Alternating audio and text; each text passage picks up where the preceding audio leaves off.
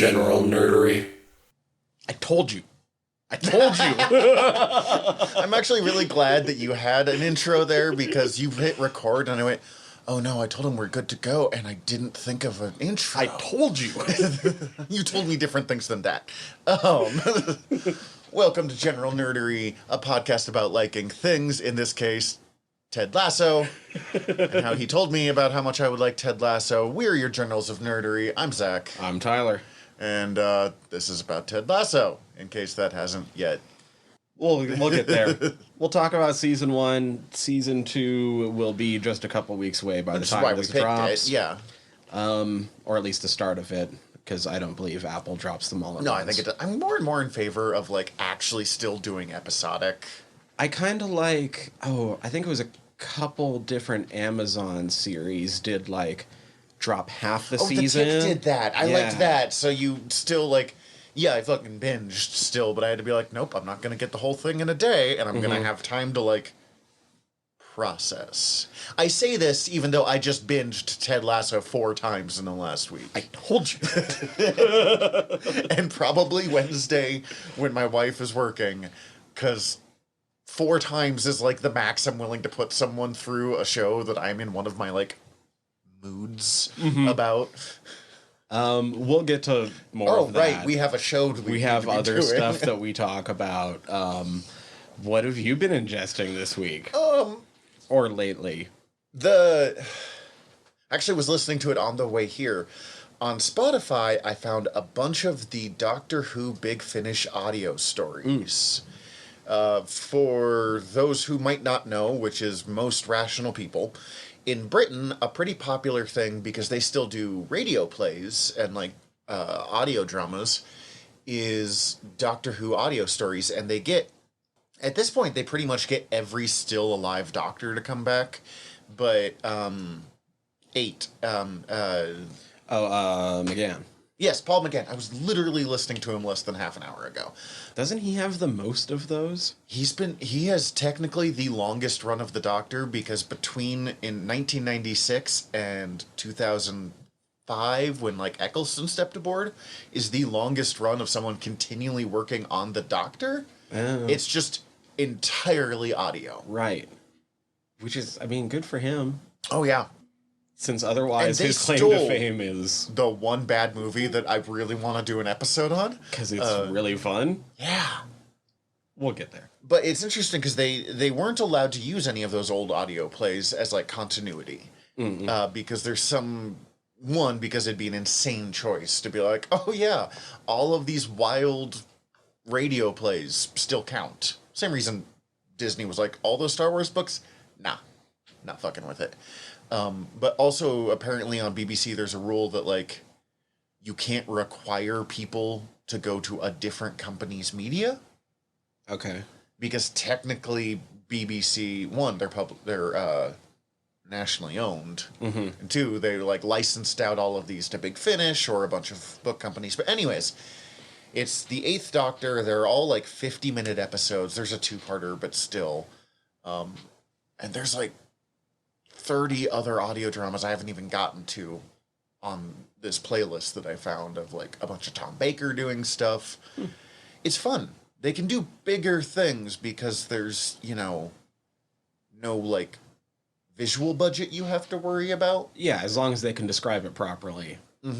So, the current storyline is, and they haven't revealed why the crazy mystery is happening, but people trapped in what they think is an office building and forced to work forever without realizing it, are actually in this office building is actually basically an AT-AT.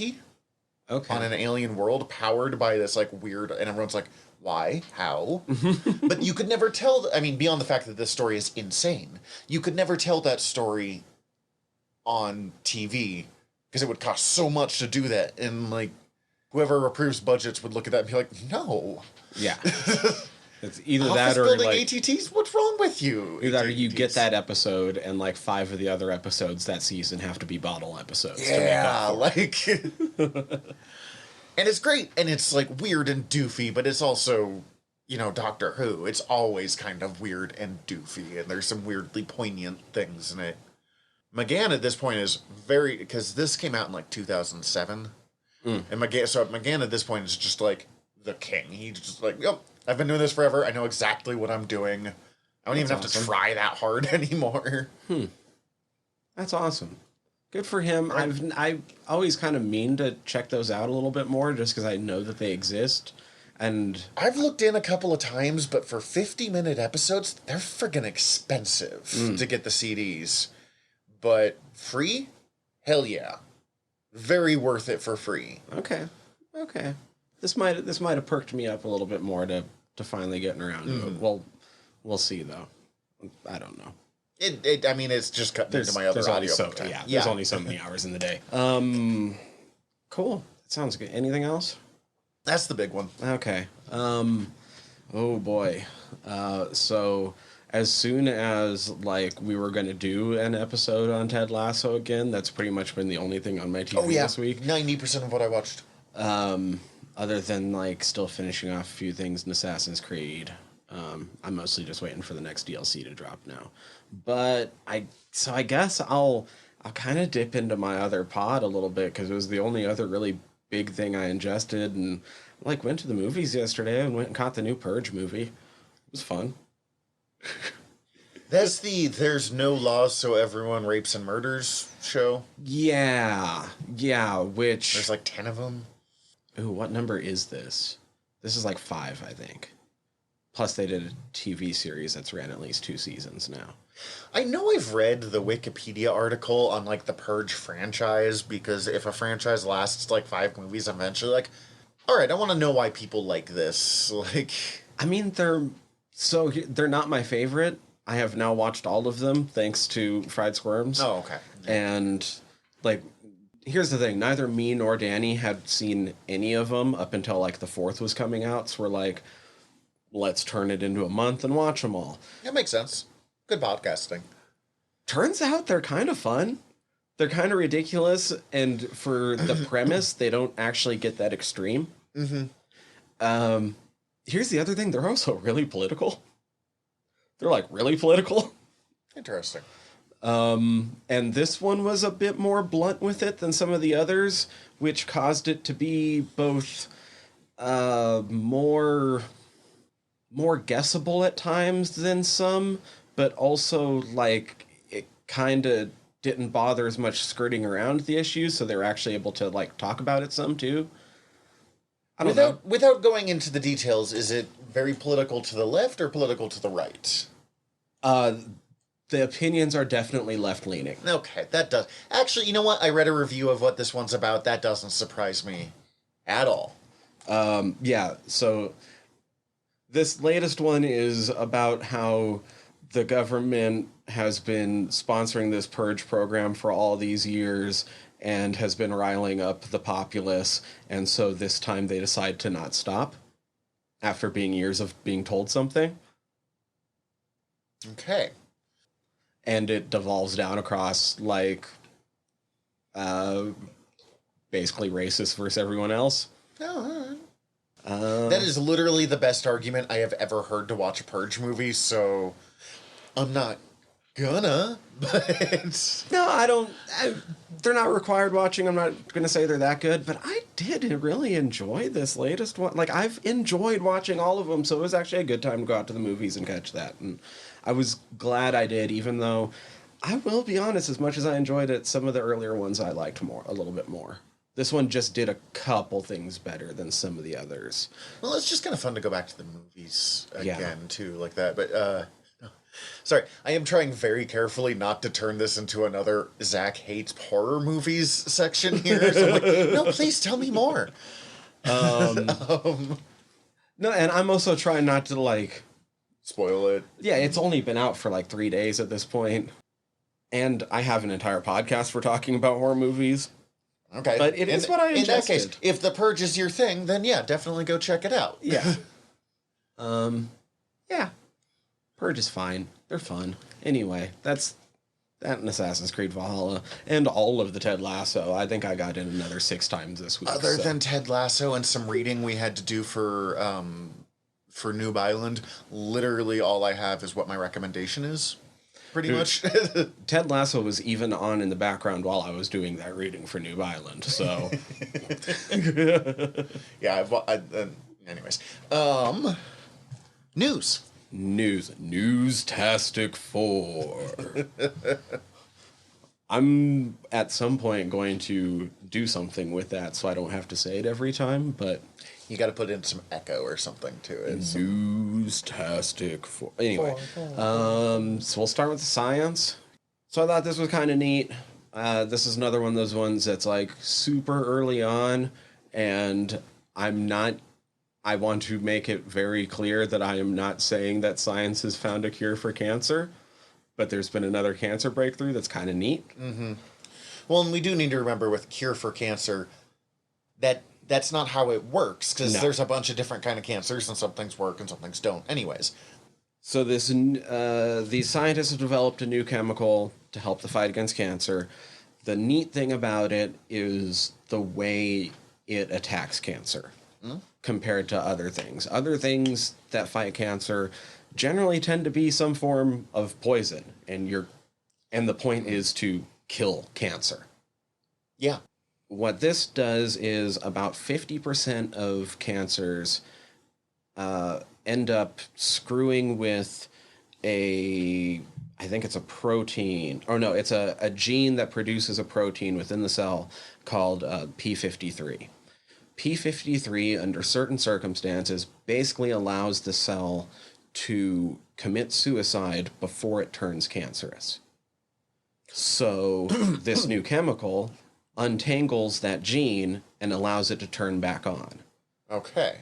So it basically takes these cancer cells and it allows them to go through what would normally be their natural process when things start attacking them and just commit cell suicide, which doesn't damage any of the tissue around. That's kind of amazing. And I mean, if they're able to find a way to use that regularly with even a small percent of cancers, that can save a bunch of lives and is way less. One of my friends has been she has to go through cancer treatments pretty much for the rest of her life. And they are nasty. The early numbers I was seeing is that, like I said, only 50% of cancers deal with the P53 gene. So that already it's not going to affect all of them. Out of that, this sort of treatment still is only going to affect maybe half to a third. Mm-hmm. And out of that, maybe a half of that it's going to completely eradicate it, and other ones it's just going to slow it down. But it's a new type of treatment. It's another way to slow it down and let us get a hold against these things. Yeah, well, in a way that's much, much less destructive. From what I have understood, the quicker you can, beat up cancer, the better chance you have. I mean, like most diseases, that makes sense. So if this is even slowing it down, that increases that amount of time that you have, a good chance of recovery. And even if this gets to the point where it helps 5% of cancer patients, that's a lot of people. Yeah, that's a ton of people. So no, I thought it was really cool just because of the way it works compared to, we're going to shoot radiation at this cancer. It's no, we're just going to turn this cell back on. Cancer treatment literally sounds like the creation of one of the Batman Beyond villains. Yeah. Yeah, this is literally just, the cells already have a way of doing this that the cancer's attacking. Let's just nudge the cancer back from that one thing. What I also like about this is I understood what this article meant, which sometimes is not the case with science stuff. There's a reason I wasn't a STEM major. Cool. So that's our science. Let's see. For our Johnny Storm, our hot big thing, Good Omens Season 2 was announced. Which I thought was a fucking joke when I saw the first Me headline. too! I was like, this is The Onion. Or not The Onion, but this is clickbait purely. Somebody is extrapolating something crazily from an interview. Well, and it was on Twitter, too, so I'm like, man, I trust that even less than literally anything else. The reason why no one expected this, beyond the fact that they kind of told us this wasn't happening, was there is no Good Omens Book 2. And Terry's dead. So how do you do this? And the answer is apparently I read a Neil Gaiman article, and I went from, like, really to, like, let's do this. I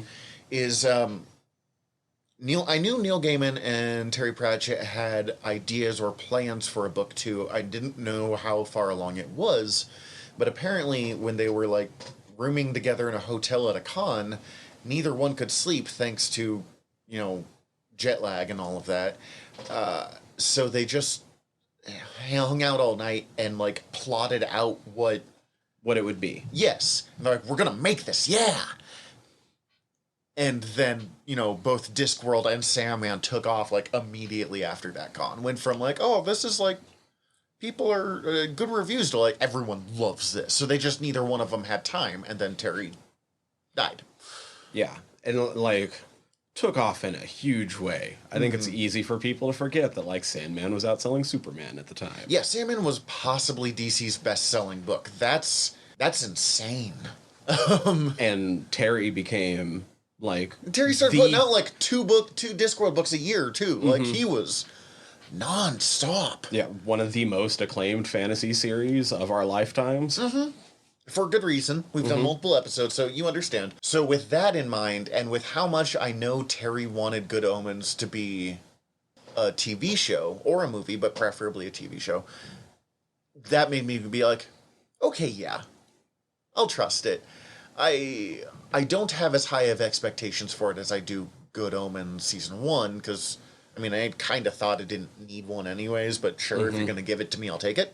And just, you know, Terry helped plan it, but Terry is also dead, so we're not going to get the, you know, Pratchettisms, like, but he also did pick another comedic writer that they both were apparently fans of, or at least Neil is fans of. I have his name, hold on. John Finnemore. Finnemore.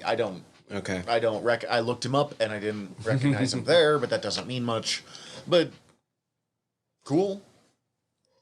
I think me and your wife were actually talking about this at work a little bit. And we're both kind of agree, like, if you're going to go into 2 and you don't have Terry, then hopefully because of how well they embodied the characters in Season 1, hopefully Tennant and Sheen had ample input for Crowley and Aziraphale. Well, and Neil promised that we were going to get more in the past moments.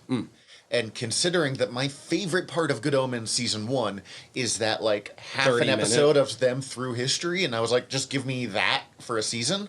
Bring it on. Like, honestly, there's no Terry, but Neil proved that he could write, not in exactly Terry's voice, but in that very, like, comedic way in that scene that I'm willing to trust it. I mean, poor Neil Gaiman's never going to get to write a book again in his life. Right. Like, he's getting to do too many cool projects and paid good money for it, I'm sure, doing TV and stuff. Like, and he's still getting to be creative. Yeah, no, like, but it's different. Yeah, he's made it very clear he wants to go back to writing novels, but also people keep being like, what about Good Omens Season 2 based off this, like, Plants with Terry? And he's like, yes, I would like to do that very much now. Thank you, please. I did hear people are super worried that Prodigal Son is going to get canceled now. It's the series that, not Tennant, you said his name moments ago. Sheen. Sheen has been working on that is supposed to be just excellent. He's a serial killer in it. Okay. That's, yeah. I'm okay with this. I feel like he would play a very good serial killer. I agree. I'm going to have to check that out. That sounds up my alley. For a guy that was like... All you said was serial killer, but that sounds up my alley. Yeah, no, it's straight up your alley. It's, you know, serial killer helping the police whose son is like a crime... not crime boss, but like crime stopper detective guy. Detective. I forgot the word detective. You know, I was thinking about this. For being possibly my least favorite storyline in all of 30 Rock, Michael Sheen is amazing. I really hated his character and the entire plot line in 30 Rock that he was in. But he did play a douchey Brit pretty well. So, like, still, Michael Sheen did a good job. I mean, I've said it before. I look at him and I see Lucian from the Underworld franchise. I know I saw the first one, but I mean, it was in theaters. And it was the day I got back into Western comic books. Like, literally, I bought an issue of Batman on the way to the theater and read it in the theater instead of watching, which, come on, kid, that's a I don't. I remember the lady was hot, and I called the vampire werewolf blend the Brown Hulk for the rest of life, yeah. but, I'll bring up a picture of him because this is hilarious. Because he's like rock star werewolf. You know, Underworld was kind of like Twilight, that the, like, quality of actors that they got is absolutely incredible for movies that probably did not deserve them. It is what I like about British actors. British actors will be in just about anything if you pay them. Damn. I would not have known that was him. That is quite a wig he's wearing there. You will never convince me that that's his hair. Yeah, so that happened at one point. That is... No, we have just reached the point that I don't believe you anymore. Listeners, if you have not watched Underworld a bunch, go look up Michael Sheen Underworld. It's an experience. I kind of really dig those movies. He kind of looks like the guy who played Thorin Oakenshield in The Hobbit. Oh, yeah, he kind of does, doesn't he? That's funny. Anyway, yeah, so what was that? That was our hot? That was our hot, yeah. That was our Right, hot. we're doing the news. Yeah, we're still on the news. Oh my god, I'm so sorry, listeners. No, we just started, like, I mean, it was Good Omens talk that it's going to happen. All right. Invisible Woman. Yeah, so you may have missed this because it's based on an IP from the 80s that even I didn't give a shit about until they announced the voice cast and we talked about it a few months ago. But we actually have a story trailer for Kevin Smith's Masters of the Universe Revelation for Netflix. Nerd news sites have not shut up about this series, so, like, I think most of the world didn't miss it, but you and I were like, oh, whatever, Masters of the Universe. I don't know, man. Like, I feel like most nerd news sites are still ran by, like, our age nerd. Yeah, that's fair. None of these younger nerds that I work with, like, hardly any of them have even heard of fucking He-Man. You and I are in a really weird point of... You're a little more into the 80s cartoons than I am, but I am, like, right at that point that the cartoons I remember are after, like, He-Man ended, and, like, what I remember of the old Ninja Turtles cartoon, which is even later in He-Man, is, like, the final few seasons where I finally got old enough to, like, have, keep some of that, because I turned 33 this week, so I'm right in that middle point. See, He-Man's one of those blank spots for me for the most part. Like, I remember seeing images of it. Oh, I fucking hate growing He-Man. up. Like, for most of my history, when I was in middle school, so around 2000 to 2003, they did a He-Man reboot, and it came out at the same time as a Transformers reboot. Right. And I know that I got into an argument with my friend who has hearing aids because he liked the He-Man one better because the He-Man one had better captions. Like the Transformers captions for whatever reason were just garbage. Yeah. And I was like, you're insane. And in retrospect, I'm like, no, that makes perfect sense. I was an asshole as a 12-year-old. I'm sorry, Anders. But I did not like it.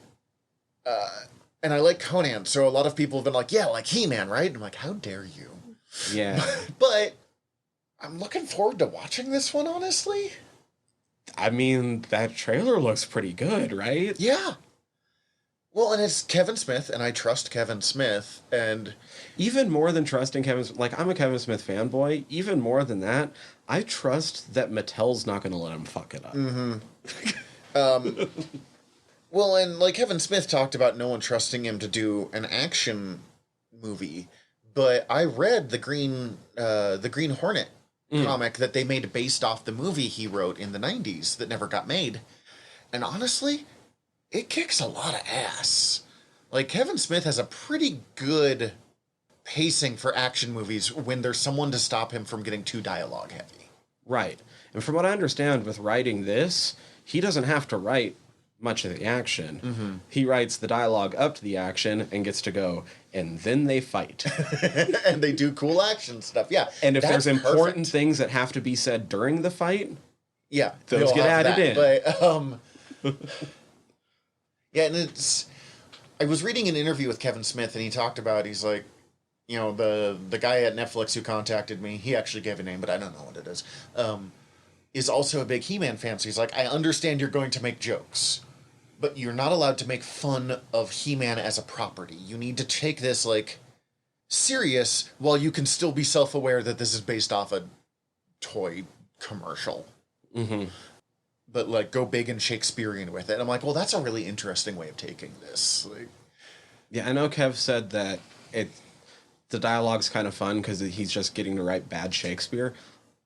yeah, that could be... And I make it sound like it's just Kev writing. He writes the first episode and is the showrunner, but there's like a writing staff, so it's not just Kev. But Yeah, that's the other thing that makes it work. There's other people, as I said, to, like, be like, Kev, they have been talking for, like, 5 minutes now of a 25-minute episode. It's time for some action. no, like I don't care about He-Man, and I'm down. Like it looks like an interesting story. I'm curious to see what happens with everything that was shown in that trailer, and some of that action looked bonkers fun. Oh, yeah. It kind of looks like a cross between He-Man and, like, the animation style of the Avatar shows. I mean, still very, very He-Man, but, like, and the Avatar shows are still, even almost 20 years later, some of the best animated work I've ever seen, so bring it on. It does light a fire under my butt to finish She-Ra, even though I know they're not connected. Just because it goes, oh, right, this world, you know, Grayskull is in my head again. Right. Plus, I mean, we talked about it back when they first announced it, but the voice cast in that show is fucking ridiculous. It's great. And just even some of the small parts. Like, we watched a little Kev reaction, and I don't know if I realized that Triclops is being voiced by Henry Rollins, but he pointed that out, and I'm like, oh, yes, please. Like, this is going to be I was only great. vaguely aware that Triclops existed, so... and then Justin Long, and I know who Justin Long is. Like, he's not huge, but I mean, he's been a movie star. I love some Justin. Kev gets some of the best performances out of Justin, so I'm super he's excited. good. He's is playing a guy that I literally don't think I've ever heard of. Did it say his name was Roboto or something like that? Yeah. I know nothing about Roboto. I only knew Triclops existed. I'm pretty sure Ralph Garman's getting to be Fisto, which makes me pretty happy. I just can't hear the name Fisto and either think of... I either laugh, because it sounds dirty, or think of Star Wars, where it still sounds dirty, but... Right, Mark Hamill. Oh, yeah. I heard that Mark Hamill laugh, and I was like, yeah, I'm watching this. I won't watch everything Mark Hamill did, but if I know he's in it, I'll usually give it a chance. Kevin Conroy is Merman. I don't know how much he's even going to be in it, but Kevin Conroy. I can't hear the name Merman without hearing fucking Ben... Merman. Yes, Ben Stiller from Zoo. Merman pops. I was like, oh, no. Oh, I'm going to do that a lot. You caught, Sarah Michelle Gellar as Tila right off the bat? I went through a year where I binged most of Buffy. Yeah, Lena Headey, Evil Lynn. It's going to be dope. Seeing her not play... Because, no, she is still playing a bad guy, isn't she? Yeah. Okay. It seems like they're having to team up with the bad guys. It's true. I want Lena Headey to play a good guy in literally just one movie or show. Not, like, morally gray and complicated. I think she actually has I mean, she's a great actress no matter what, but I think it'd be kind of fun to... Partly because I wouldn't trust the character, because I'm like, that's Lena Headey. About the 1994 live-action Jungle Book. She was Jane. I remember that movie, because I remember when it came out, it was a big deal, but, like, I doubt I've seen it while my age range is in the double digits. Like, I'm pretty sure John Cleese was her butler? I want to say you're right that John Cleese is in that, but again, I doubt I knew who John Cleese was at that age. Like, He was actually the draw for me. That was early in my Python. by that age, I had, like, watched Monty Python and stuff, but I don't think I was quite at the point where I was paying attention to who actors were. Just, oh, he's in Monty Python, kind of like. She was the draw, and also, I can't remember his name, but the guy that played Mowgli played Bruce Lee in the made-for-TV biopic, which I had actually seen like 4 times. She was like, cute, and I can't even bring him up, but I'm sure he's ruggedly 90s handsome. Like, there we go. That's on to our next piece of news. Oh, right. Now we get to have fun. Well, no, not so much. We get to end on a sour note before we get to talk about Ted. But we get to talk on an interesting note, I think, but it's definitely much more of a downer. So we have talked a lot on this show, or a reasonable amount on this show, about Warren Ellis and allegations against Warren Ellis that he was a creep. That he was abusive. I don't think any accusations of assault ever came up, but that he took advantage of his position, for sure. Abused his power in the relationships. I think it's important when we talk about, sexual allegations of the difference between, like, we're not saying it's good, but we're also not saying he, assaulted somebody. Right. I'm sorry, Bill Cosby got out the week that this came out, so I have very strong opinions, but I'm not talking about that. Ben Templesmith, who had worked with Ellis before, announced that he was finishing Fell, which was the comic they worked on together, with Warren Ellis at Image Comics. Which, if all the accusations against Warren hadn't come out, would have been huge news, because Fell is one of Ellis's best works, but it came out during a period where Ellis would do 6 issues and then just get bored and launch a new comic. Like, Fell is amazing. Mm-hmm.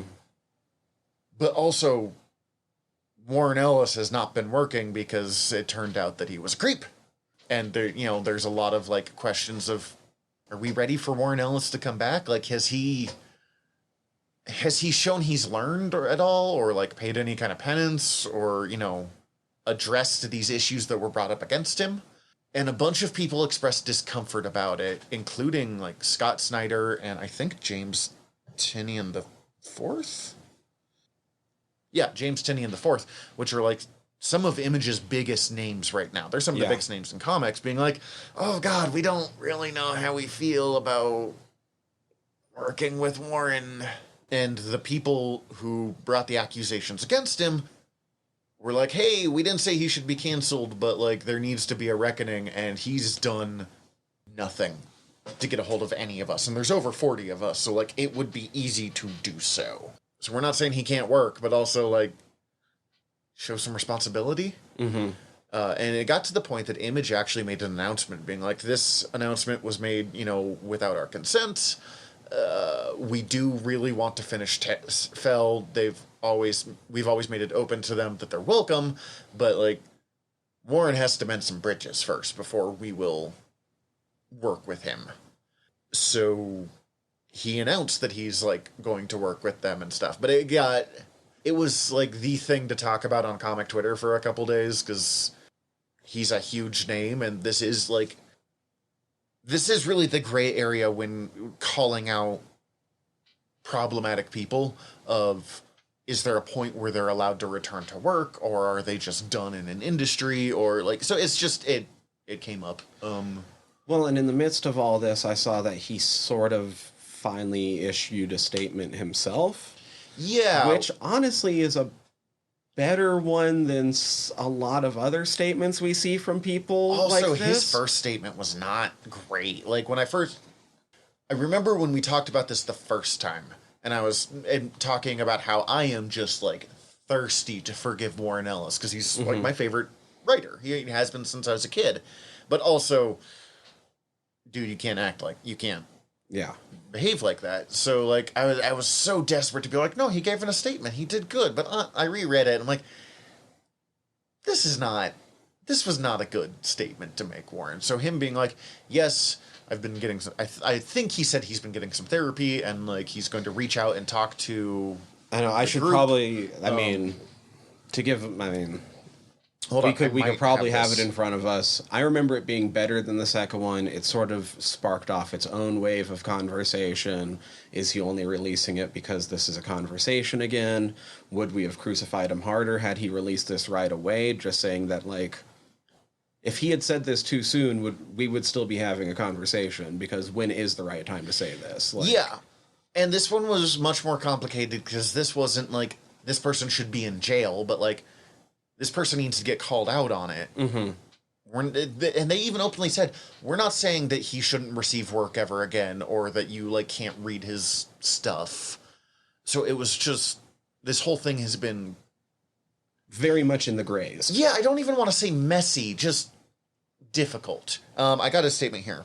I was made aware of the So Many of Us Collective's offer of a mediated dialogue and have today asked their permission to enter that dialogue. Where that will take us, I'm not sure, but I know I want to make certain that I'm doing all I can to no longer be part of the problem or in any way still perpetuating the past. I hope these conversations will be ongoing and productive for all of us. And then they replied to that, So Many of Us being the like 40 plus women. Mm-hmm. Author Warren Ellis reached out to this collective for the first time today. We will update this site when appropriate as we attempt to begin a transformative justice journey. They're sounding pretty open to conversation, and they are not obligated to do that. Mm-hmm. Like, they definitely could have just been like, fuck that guy. And I would have been like, yeah, that's fair. So I sure hope that he does go into this with a real attempt. And there's a chance. There is a chance. I mean, there's also a really big chance that he's just talking out of his ass and wants to work again. Like, I'm not wanting to write it that way. But he also did fight really hard to bring more women into comics in various levels. So, I don't know. Again, I'm so thirsty to forgive him. I really want to read his stuff. Like, if he gives a shit again, he could be doing the best work of his career if he, like, fixes his problems here. I think it's just going to be interesting to continue to see how it develops, I guess. And to see how things shake out as actually goes forward. And to hope he just doesn't... I mean, it's not one of those situations where, like, his writing was problematic and he has to fix things artistically. Some of his writing was problematic, but that's mostly because he enjoyed being the dirty old man too much. Right. But this is just like, knock off being a creep. Yeah, exactly. So let's give some more time and see what happens. Yeah. I mean, again, we're both big fans of his work, and it might just be that I don't like him as a person. Anyways, I don't know. Too early to say. On that note, let's go to the exact opposite of this bummer of a conversation. When we come back, we'll talk about the most weirdly positive thing I've ever seen in my life. I told you. I knew you were going to enter with that. Oh my god. I almost introed with he's here, he's there, he's every fucking where. Roy Kent. Well, that's better than Jamie Tart. Fuck Jamie Tart, but also like, well done, Mr. Actor guy. This is one of those interesting shows. I mean, for a lot of reasons, but for when people have asked me, because I've asked several people if they've seen this show, because I couldn't stop thinking about it. Yeah. And all of them were like, no, what's that? I'm like, fuck. I need someone to talk about the show with, like, in the meantime. I mean, my wife and I talked about it a lot. But, like, while I'm at work, I need someone to talk about the show with. And they're like, what's it about? I'm like, it's about an American football coach that goes to Britain to teach or to coach British football. But it's not. That's really. Like, you don't have to care about... The football is the least important part of this show, although it did make me care about a sport in a way that I don't think I've cared about since Remember the Titans, and I don't even know why. Denzel Washington is why I cared so much on that one. And Will Patton's pretty great, too. The guy who played Turk on Scrubs. Donald Faison. Oh, shit. Yeah, he was in that. He was one of the... Anyways, that is not this episode. I don't think we could do... Never mind. Onwards. There's actually a lot of people in that movie I like. Anyway. Oh yeah, Remember Titans was great.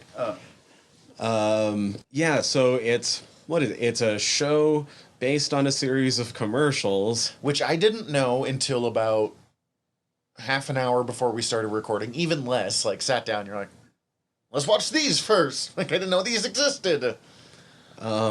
about an American it's about a coach who is relentlessly optimistic and just tries to genuinely bring out the best in everyone around him.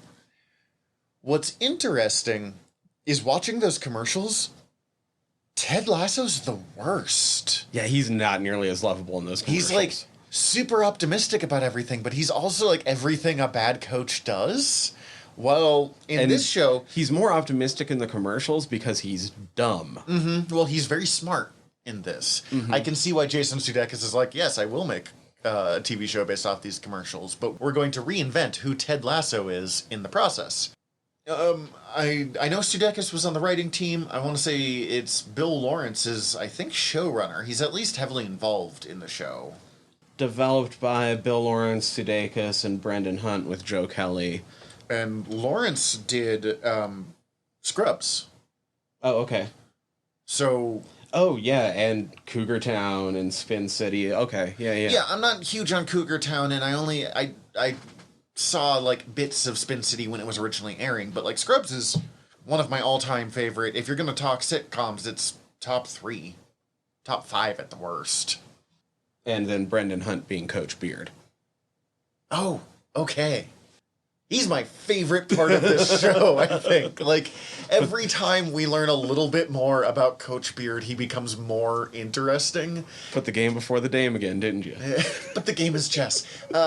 And they do a really good job of, I always want more Coach Beard, and it's really easy with those characters, and hopefully they don't do this in season 2. They're like, oh, everyone wants more of this, so let's give them more, and eventually you're like, that's too much Coach Beard, or that's too much, I don't know, Kenneth from 30 Rock.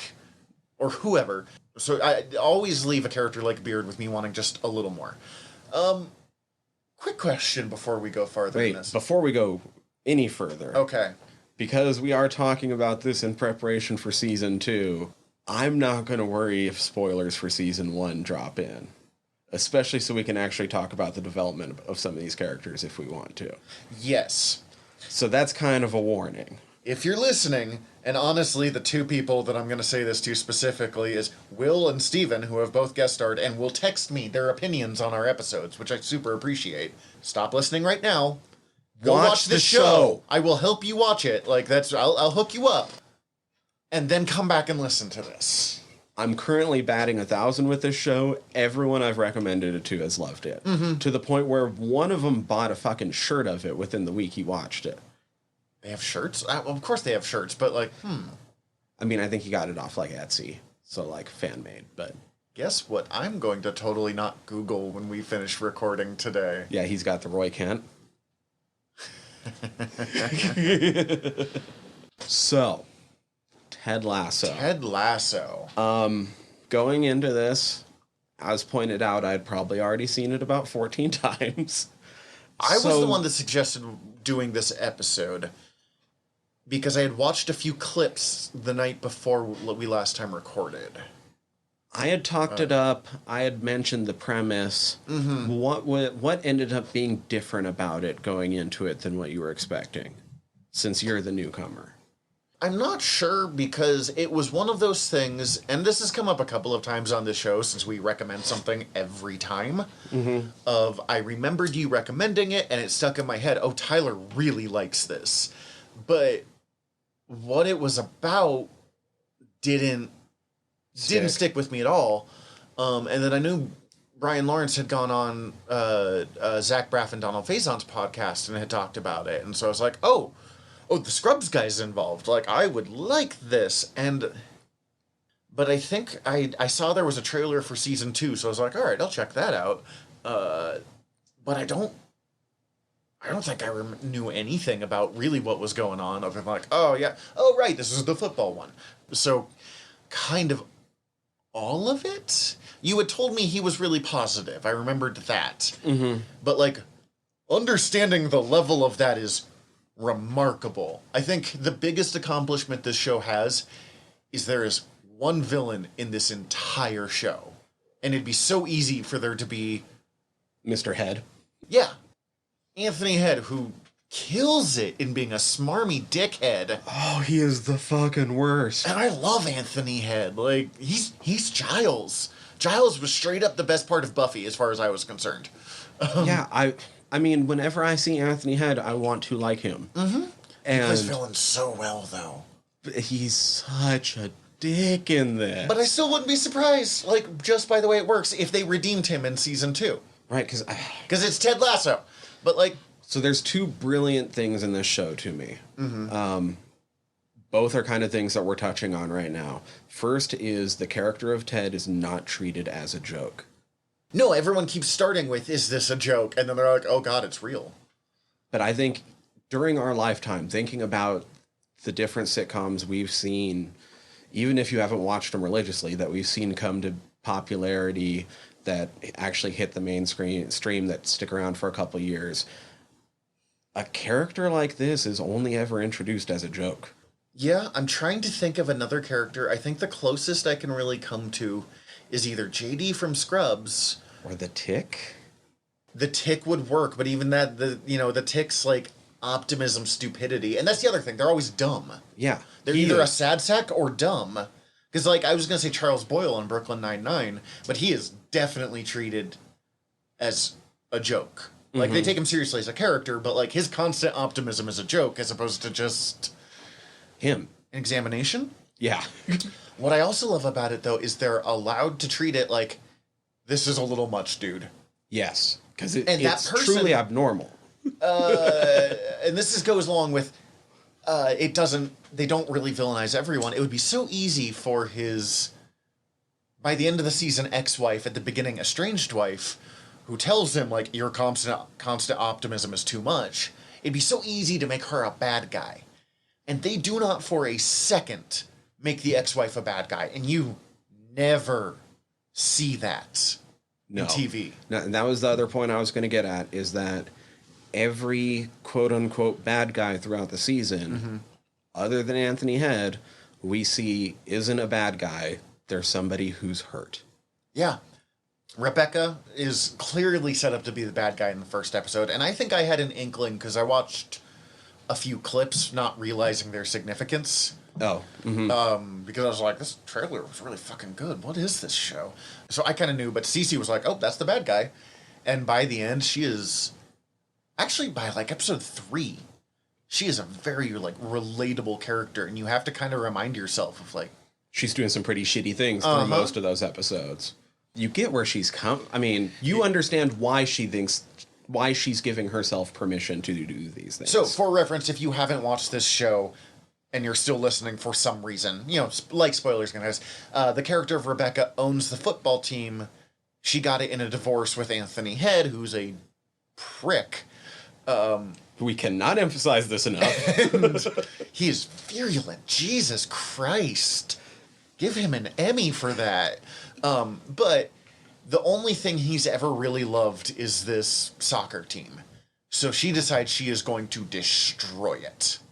And she hires Ted Lasso as part of that plot, being like, he's an American football coach. Like, college-level American football coach. Who's best known for going viral in a video with his players. For, like, dancing. Like, he's going to destroy everything. And then he instead just heals everything around him? Yeah. Or starts to? That's the other thing. And we'll get to... I want to continue the thought, but I appreciate that Ted Lasso, beyond just it being able to acknowledge that his optimism is too much sometimes, he's also allowed to be wrong. Yes. There's moments where you're like, no, Ted. Is one of the best moments in the series. But back to Ted healing everyone. It's talked a lot about when people are talking about healing from trauma, that sometimes one of the most important things you can have is just someone who believes in you. And no matter who you are, Ted believes in you. And he acknowledges you and what you do. And when you do something good, like, and he's very good at the compliment sandwich, but it feels like genuine. Mm-hmm. And when he does lose his temper at you, it's never like, you fucking son of... It's just, this is wrong. We're talking about practice, Jamie. Oh my god, I have had to watch that scene a couple of times. Jamie Tart is the douchey, but, like, super talented young soccer star who's like, the rest of the team's holding me back, I don't need them. who goes to war with Ted's everyone matters thing. Mm-hmm. And he's like, I can't play because I'm hurt. Totally, coach. Yep, swear, totally hurt. Well, clearly not hurt. And Ted, it's, I think, the first time we see Ted lose his temper. Yeah, absolutely. And it is just so good a scene. And he never insults Jamie in any of it, is the amazing thing. Right. He lets him know very sternly what he's doing and what he's interrupting with this. And why it matters. Mm-hmm. And then afterwards, when people are like, "Oh my God, we saw Jamie Bullen," he's like, "Nope, we have no time for that." How do we want to go through this? That's a good question. That we probably should have talked about before we started recording. And then even myself, like I was gonna take actually like good notes for this, and then I just watch the show. I just got sucked into the show and like wouldn't stop it and do things because like there's cool things in some of the episodes with the ways that like there's good episodic writing in which some of the episodes actually have themes running through it where you get to see the different groups of characters approach similar problems and deal with them in different ways. Well, here, do we want to go episode by episode or by character? Because I think that's the best way of... I mean, I'm down for whatever. I think I'm leaning more towards by episode. Okay. Because the character growths are so intertwined.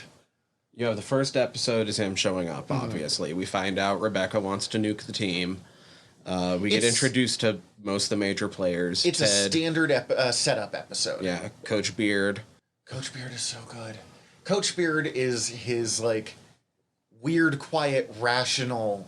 He's kind of the straight man, but he gets some jokes. Yeah, he's a weird guy, but he does play the straight man role. You know, one of the jokes is Ted doesn't know anything about... English shit. English football in particular, but, like, English anything. But Coach Beard is the guy that, like, read, like, 15 books before going in, made sure he knew everything, and he... the important thing I think about Beard is Ted Lasso would not work at all without Coach Beard. Right. On any way, shape, or form. Like, and you see the loyalty that Beard has for him, and it's very touching. Like, there's a moment, and we'll get to it in one of the later episodes. We'll get to it in the later episode. I'm sorry. Yeah. Who else do we meet? We meet Leslie Higgins. Leslie Higgins. We don't learn his first name until the end of the series, but he's Higgins, a feminine junior. Because of course he would be. Named after his mother. And we don't get much with Higgins. At this point, he is just a kind of... He kind of comes across as just like a bootlicker. Yeah. In this one, you know. He is now working for his former boss's wife, who he helped his boss cheat on this wife. Right. Like, helped sneak, you know, because he was his boss's, like, personal aide or something like that. Like, yeah, so he would basically find ways to go distract her while boss was... banging women. Everybody. Yeah, everybody. And then we meet the soccer players. Right. Not all of them, because you don't get maybe one of the best ones till way later in the season. But, I mean, we meet Roy Kent. Roy and Jamie are the big two from the get-go. Roy being, he used to be, like, one of the best soccer players in the world, but he is old now, or, like, you know, soccer old. So he's, like, late 30s. I think so. He is angry, and I think the first line... He was angry when he was young, and so now that he's getting old, he's not any better. Furious. I think the first line he ever says is, "Oi, if I don't get quiet, I'm going to start punching dicks." And, like... Damn, I knew who Roy was immediately. And he's also on the writing staff. Oh, that's great. I did not know that. And then we also meet Sam, whose full name I cannot remember off the top of my head. He is from Nigeria. Abasanya, thank you. Sam, you get more throughout the season. The first episode... Does the first episode do the goldfish thing, though? That's either the first or the second. But Sam is one of those, and it's a thing that Bill Lawrence is very good at, of having a huge cast of characters, even if like 5 or 6 are your dominant ones, but all of the characters feel like fleshed out and they all get growth. Mm-hmm. Sam is a secondary character, but that's in no way an insult on the actor or on the character of Sam. He doesn't get the same amount of screen time as everyone else. There's a whole team. You have to make it feel natural. Some of them will get more screen time than others, but everyone should get a little my only screen critique time. of this show. And it's not a big critique, but it is one. This cast is super white. Like, the main cast... Oh, the main cast, yeah. The main cast is... I was going to say, the team is actually... The team is pretty, but I only know the names... I know the names of 3 of them, but that's because I've watched the show 4 times in 2 weeks. Like, by the end of it, I knew Sam's name and one of the ones that comes up later, but, like, I could not remember Zorro's name for... Zorro. I still don't know the big guys... And they say it several times. Oh, I guess that's not entirely true. Nate. But still, I mean, if I have to think this hard to think of, like, a major character of color, that's not the best. It's not a huge critique. I wouldn't be surprised, though, if this was a pretty accurate representation of the coaching staff of most Premier League teams. Almost 100% sure. And a lot of these characters still got good growth and good development, and in Season 2 could go much bigger. It's not a breaking point by any point, but I wanted to say at least one critical thing, especially after last week's, like, this book is great. Let's just pick it apart for, like, an entire 2 hours. Anyways, we learn in this... We meet... just mentioned Nate's the... he's the bagman, I think is the term? Yeah, he's Kitman. Bagman is a fucking term for assassinating people. For a mob hitman. Nate would be I would super watch a show where it turns out that Nate the Great is a mob hitman. Yeah. Oh my god. Bill Lawrence, call us. Don't. That would ruin this show. Yeah, Nate is clearly like knows everything about soccer, loves soccer, is exactly what Lasso needs. But he also is one of the most awkward people I've ever met. Not met, but, like, seen in my life. But I like that it's done awkward in a way that I'm like, oh, buddy, as opposed to, like, I want to leave the room, right? He's not cringe. Yeah, he's just awkward. He just doesn't know how to talk to people. He just doesn't know what to do with life. When he tries to recreate one of Ted's jokes in an episode, and he messes it up. He goes to, like, introduce him to the boss, and he can't say words. Like, he'll just... randomly, like, walk away, just like, nope, I'm done now, that was weird. And watching his growth through this season is just, because he's still him at the end. But his growth, realistically, is maybe too quick, but it's perfect for the pacing of this show. When you only have 10 episodes, this is where I would want him to be at the end of the season. If they didn't give it all of this, his story would feel unfinished. Mm-hmm. We'll get to that to the final episode. Most of this is like, look at Ted. He's serious. Oh, wait, we have one more character. Keely, who is a force of fucking nature. She's fucking cute as a butt and can rhyme her ass off.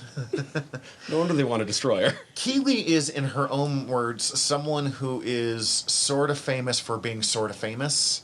She's not like an Instagram influencer, but, you know, she does... she's like a low-level model. Yeah, she models for, like, vodka commercials, and, like, she's rich, but not, like, stupid rich. She's living comfortably. Uh-huh.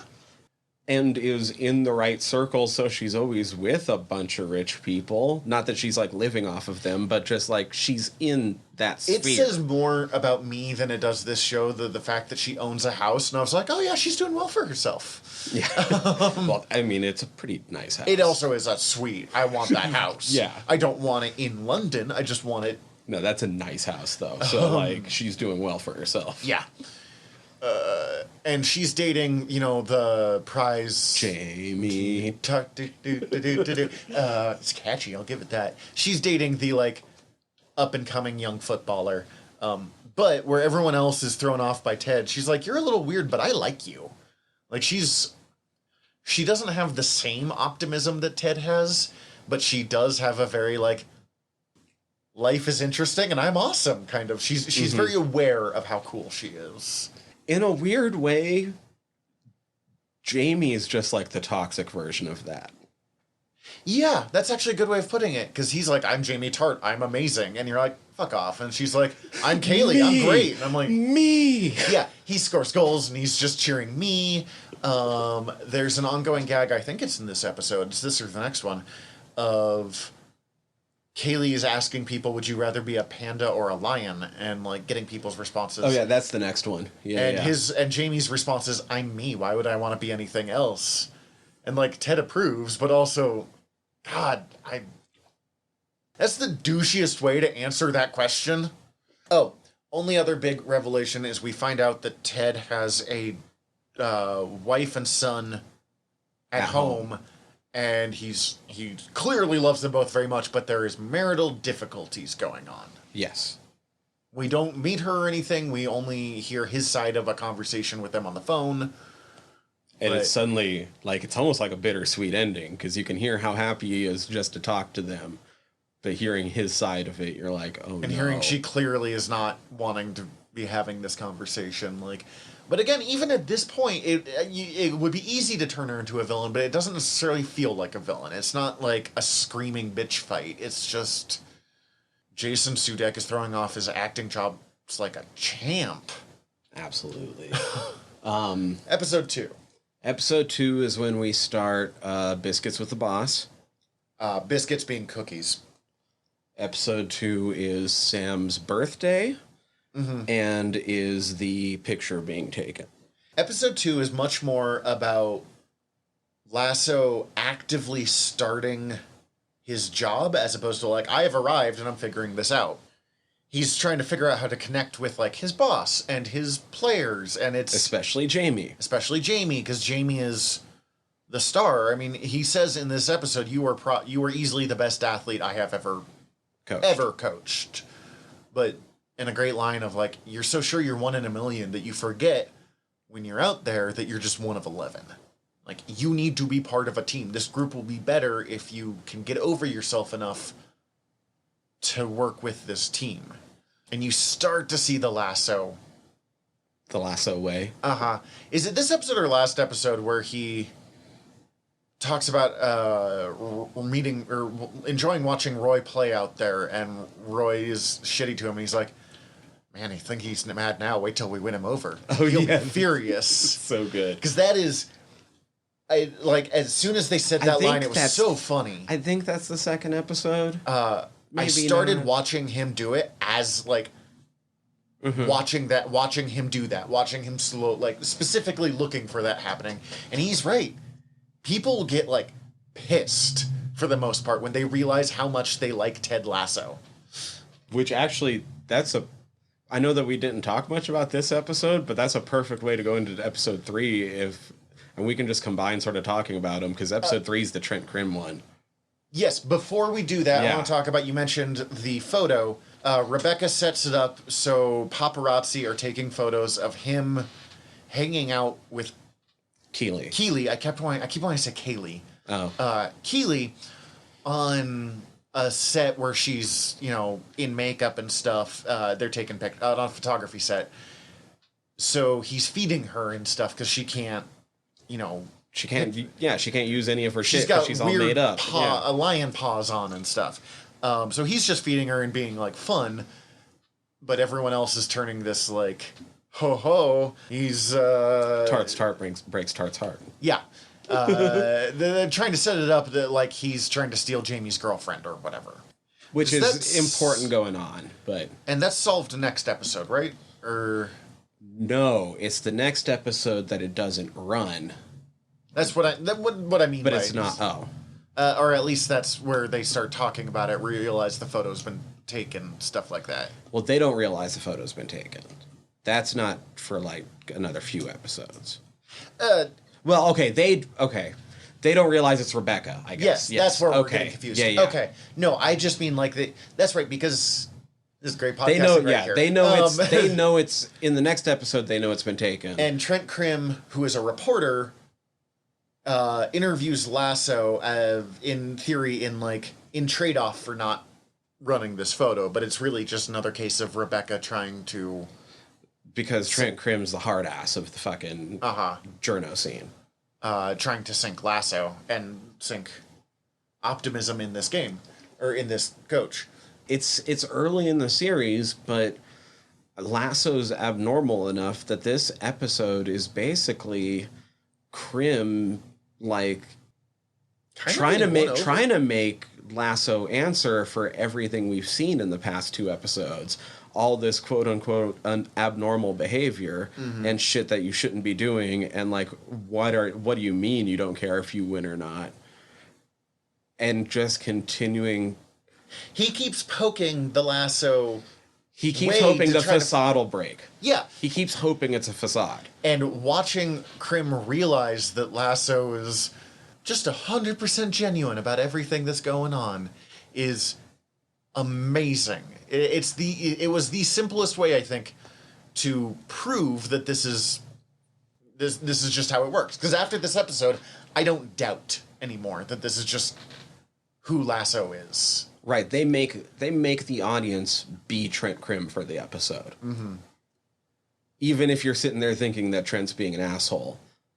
Like, he's doing all the investigating that part of us wants to do when presented with this character. Yeah, he's trying to poke the bear. This episode does a lot, even though it'd be so easy to just, like, I'm going to stop harping on it. It'd be so easy to make this character a villain. But, like, in other shows, this is the episode where Rebecca would have become a villain. But instead, Keeley befriends her, and she starts getting humanized immediately. One of the things I also appreciate about this series that I'm excited to see just how much they keep up with it going forward is this is the one where they start to really go hard with continuity, too. Mm-hmm. Because at the end of the first episode, the limo driver that took him to the stadium invited him to his family's restaurant. So that's where he takes Trent Krim. And he eats Indian food for the first time, and he tells the people, make it as spicy as you would have it. And that's always classic, like, torture the white guy. But he's Ted Lasso, so he's just like, all right, this is so hot. Yeah. But keep it coming. Like, I am, like... I can't embarrass you in front of your family. Give me some more. And it's the moment where he's eating all of the spicy food because he needs to make them feel good. At the expense of his own intestines. Well-being. That Trent's like, oh my god, you're for real. And we see a lot of... there's a quote from the end, because we hear Trent's article, and Trent is basically like, God, I really like him. I think he's going to fail, but I like him.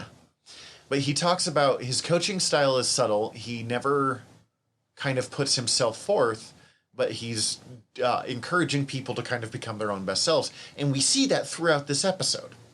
And this is also the one where Roy tries to get Jamie to get his boys to stop fucking with Nate. Uh-huh. And then when they don't, he goes and fucks him up in the club. Roy gets a lot of growth in this one, and that's going to connect with what I was going to say. Of one thing Lasso does is he gives them all books, and they're not all the same books. You see, you can see that at a few points, which based off the book he chose for Roy, A Wrinkle in Time. We'll get to that in a sec. He clearly, like, really quickly understood every single person on this team and picked a book that would teach them a lesson. Like, of where he thinks they need to go. And that is, as someone who likes to recommend books to people, the ability to do that is insane. I'm curious if that comes back around later on as we get to know some more of the players, I want to know too. what other books were, yeah. I mean, I've took a look, like, you can see a few of my, I think others. one of them is like Ender's Game or something like that, but I'm not sure. I think Sam gets that. Well, that's learning to be smart and strategize and oh shit, what's the one you see the one that Jamie gets given, but I can't remember what it is now. Oh, last episode, real quick, we skipped over Sam before we jumped to Roy. It's Sam's birthday, and Sam is just struggling because he's come from Nigeria to Britain, and he's suddenly on a much bigger stage, and he's got some culture shock going on, and he's just having a hard time, and Jamie Tart won't stop being a dick to him. But in the midst of their loss, Lasso still throws him a birthday He's like, it's your birthday, that's great! And that's where he does the goldfish thing you mentioned of The creature with the shortest memory span has a goldfish. Is a goldfish, and it got 10 seconds. So like, take that 10 seconds to be like, well, that sucked, and then Be a goldfish. be a goldfish and go on your way. But also of learning more about the soccer players, the third episode focuses much more on Roy than we ever have before, and we learn more than just him angry and him old. Yeah, it's him looks after his niece a good bit of the time. Him looks after the people around him. I mean, he goes to Lasso being like, they're Fucking with Nate. fucking with Nate. And Lasso's like, this is a good way to get, like, him to be on our side. Like, he should be the leader. It's time for him to lead. Yeah, he's like, do something about it, Captain. But he kind of tricks it, because he doesn't say that at first. Yeah. He's just like, nope, I'm not going to do anything. But he gives him a wrinkle in time, because it's a book about leadership. Really, it's a book about leadership. And he wants him to get this lesson. You want me to be your little girl? I like you to be. But we learn, amongst other things, like he's Roy Kent, who is a big name soccer player. I'm just going to call it soccer. I'm sorry, I give up. Is going to like a school to like play with kids and sign and stuff, even though he's still like grumpy and angry. And it turns out it's because his niece Phoebe goes there, and his relationship with Phoebe is amazing because he's still Him? Roy Kent. He is still an angry, kind of shitty human being in a lot of ways, but he so clearly loves her, and she so clearly loves him. And they've got this great dynamic of she's this cute little girl, and he's like, "Mind your own business, Phoebe. Let's go get ice cream." Or he goes, "Fuck," and she's like, "That's a bad word." He goes, "Oh, mind your own business," and then like kisses her and says, "Be good," and leaves. Like, Yeah. So amazing. who cares about her? She's 6, and she like rolls her eyes and laughs, and like, I can see how, and it'd be really easy to be like, he's always angry. His family hates him because he's kind of shitty. But no, he's just Roy. He's just Roy. Like, you can't always be angry to everybody, but your family can still accept you for being an angry man. And then when he realizes that he has to be a leader, he goes to a nightclub, headbutts one of the guys who becomes one of the like secondary soccer players, but I don't know his name. Wow, was it the Welsh kid that he headbutted? Yeah, the little guy. Connor. And it's just... Oh, no, Colin. Like, knock it off. Stop fucking with Nate. And starts... This is these episodes are also starting the... Keely's dating... Jamie. But Jamie's a dick. Yeah. And there's some... Although there is real affection between the two of them still. But some level of her and Roy at this point isn't, like... liking each other, they respect each other. Mm-hmm. And starting to notice each other more. Mm-hmm. Being like, oh, okay, I kind of had you written off as either, pop star girlfriend or shitty old man football player. Mm-hmm. But both of them being like, oh, there's more layers to you. Okay. Let's see. Episode 4 is the charity ball. There is so much character growth in this single episode. So cool. It's Anthony one of the best Head episodes. Is so infuriating. This is one of the best episodes of the series, and they were all good, but this is the point where they really landed it and went, we know what we're doing. We have now set the tone, because this is the point that the obvious villain suddenly is no longer the villain. Right. Rebecca was the bad guy up until this point. She's not anymore. She's still doing bad things, but you don't get to think of her as a bad person anymore. Higgins starts to get some more character stuff. Nate gets a lot more character growth. Jamie gets some moments. No, just let's start it with it's another very small, because Beard never gets huge moments. Coach Beard has picked up a girlfriend, and they're both chess obsessives, which is just another layer of like, this guy is fascinating. And they spend the entire episode playing chess in their heads together. And over time, she's less and less into it, being like, we're on a date at a fancy charity. Let's dance and do cool stuff. And he's like, no, I gotta fucking win the game. And it's the first time we get his need to win, which no one else has super expressed before this. Like, they want to win it, but like Lasso openly doesn't care about winning or losing. Coach does. And this is the moment where we're like, oh, okay, so there's a dynamic. Yeah. Like you said, I mean, you get Roy and Jamie put at a table together.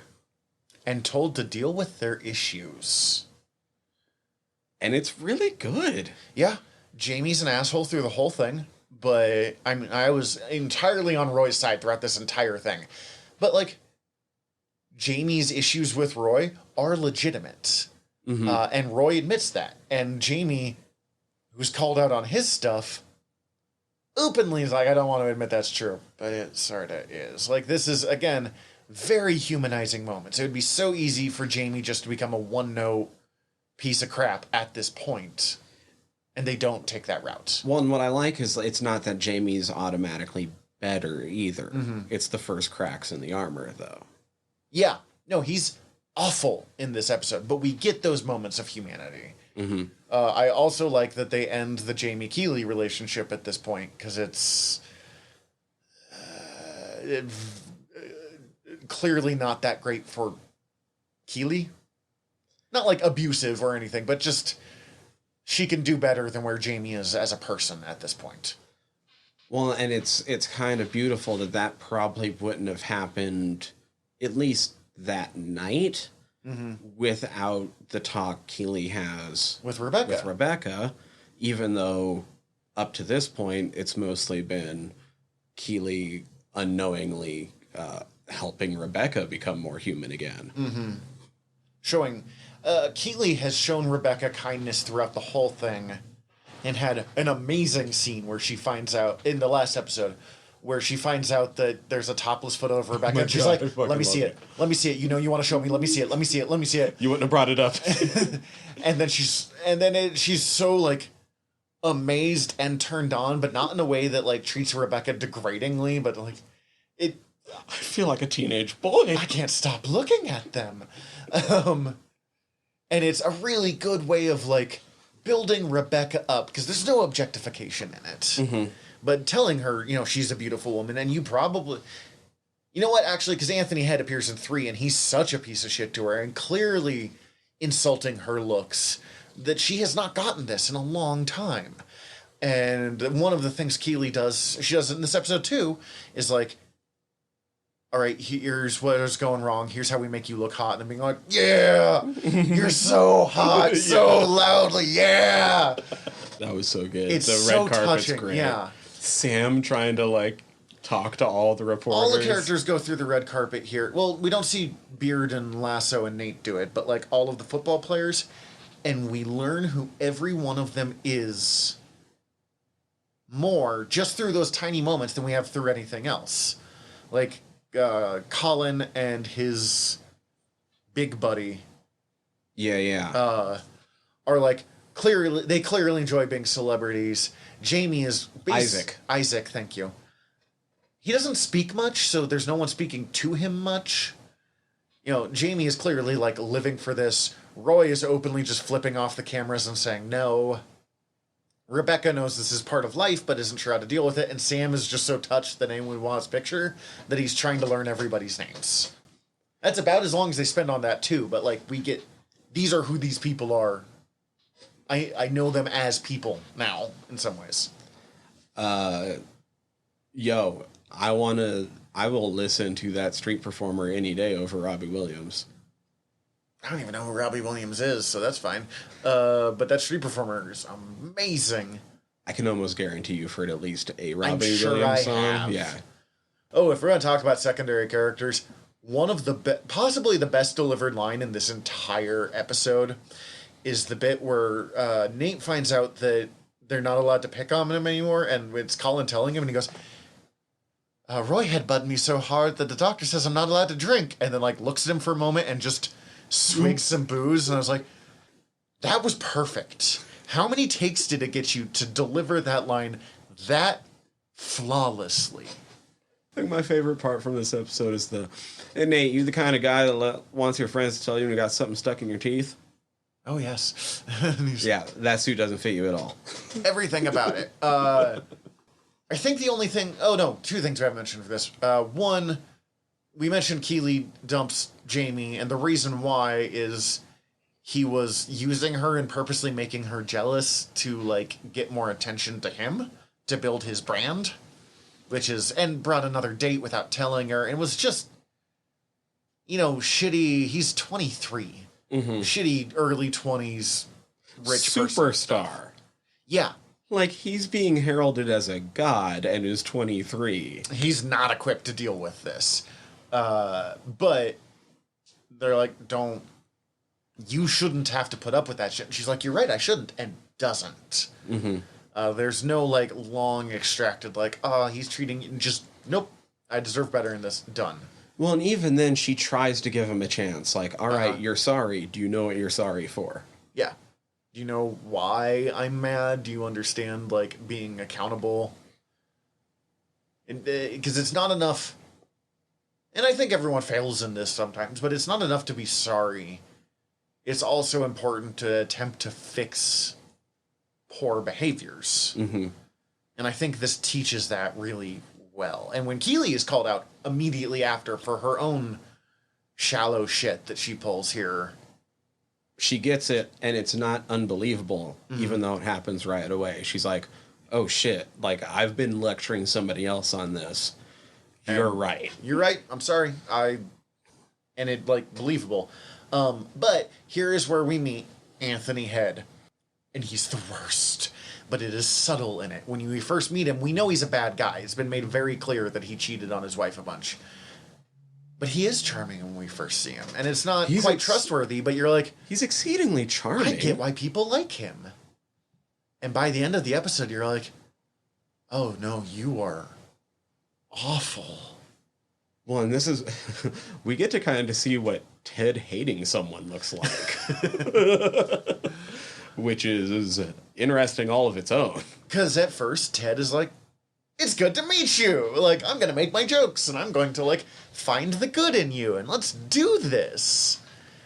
But then we see, because Ted sees him openly be, he's basically negging Rebecca a lot, and he's purposely doing things to hurt her while being so charming, and while being like, we're doing this to help children, it's a charity. Like, he's using the fact that she can't turn him down to be subtly shitty to her in a way that you're like, if you had to deal with this constantly, which she did, clearly, no wonder you're as fucked up as you are right now.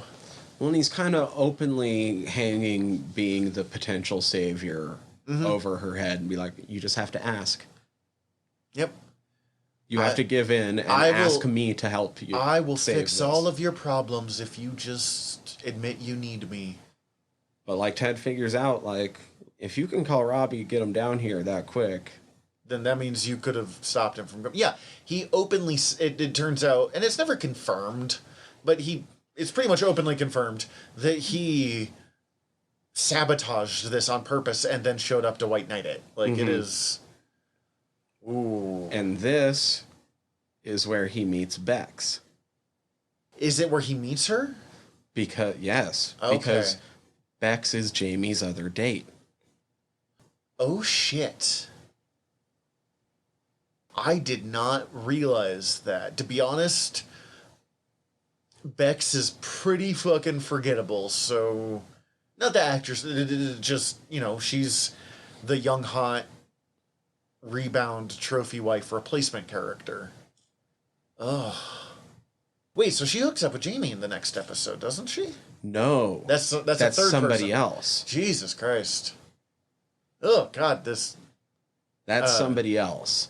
Because Bex ends up going home with Anthony Head. You kind of see him start to, like, talk to her in the background towards the end of the episode and stuff. Damn. Okay, that just blew my mind, and I'm going to watch for that when I rewatch this show this weekend, I'm sure. The last thing I have on this episode is, who's the actor who plays Rebecca? Oh, her name is Hannah Waddingham. Give her about 6 awards for that scene where she has a breakdown outside and admits to Ted that she's alone, and that like a lot of the threats that he made of like, oh, if you leave me, you'll be alone and lost and all that, are true at this point. Yeah. If you're listening to this and have watched this and you're like, Hannah Waddingham, she looks familiar. I can't quite place her. Oh, so me. She was Septa Unella in Game of Thrones. No, that means nothing to me. She is shame behind Cersei. I know I've seen that scene. That's kind of amazing, actually. But She also has done a lot of Broadway. on one hand, I'm not wild about her character just because I'm not really wild about any sort of like uber rich character. But she's treated very humanely here, and even though she's very rich, I don't get the sense that she's necessarily a 1%er, which makes me much more okay. That's a little more political, and I'm looking to go. Sorry. But her bit here, it's so like that moment of opening up in a way that she hasn't before this. She's been angry, she's been surprised, but like she's never been vulnerable before this episode, really. And damn, like as I said, she's not the bad guy at the end of this episode that she kind of was at the beginning. Yeah. Then we have Tan Lines, which is Ted's family showing up. This is a tough... I say it's a tough episode. It is a joy to watch, but man... So it's his family showing up, and it's the pulling Jamie from the game. I am a child of divorce. So divorce has always been difficult for me to watch. It is just... And my parents don't...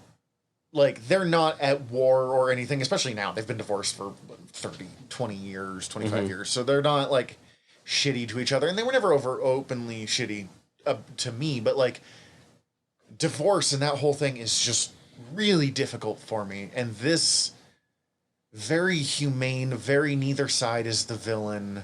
I guess I'm not going to stop talking about that part. Was one of the most remarkably done things I've ever seen done on a sitcom.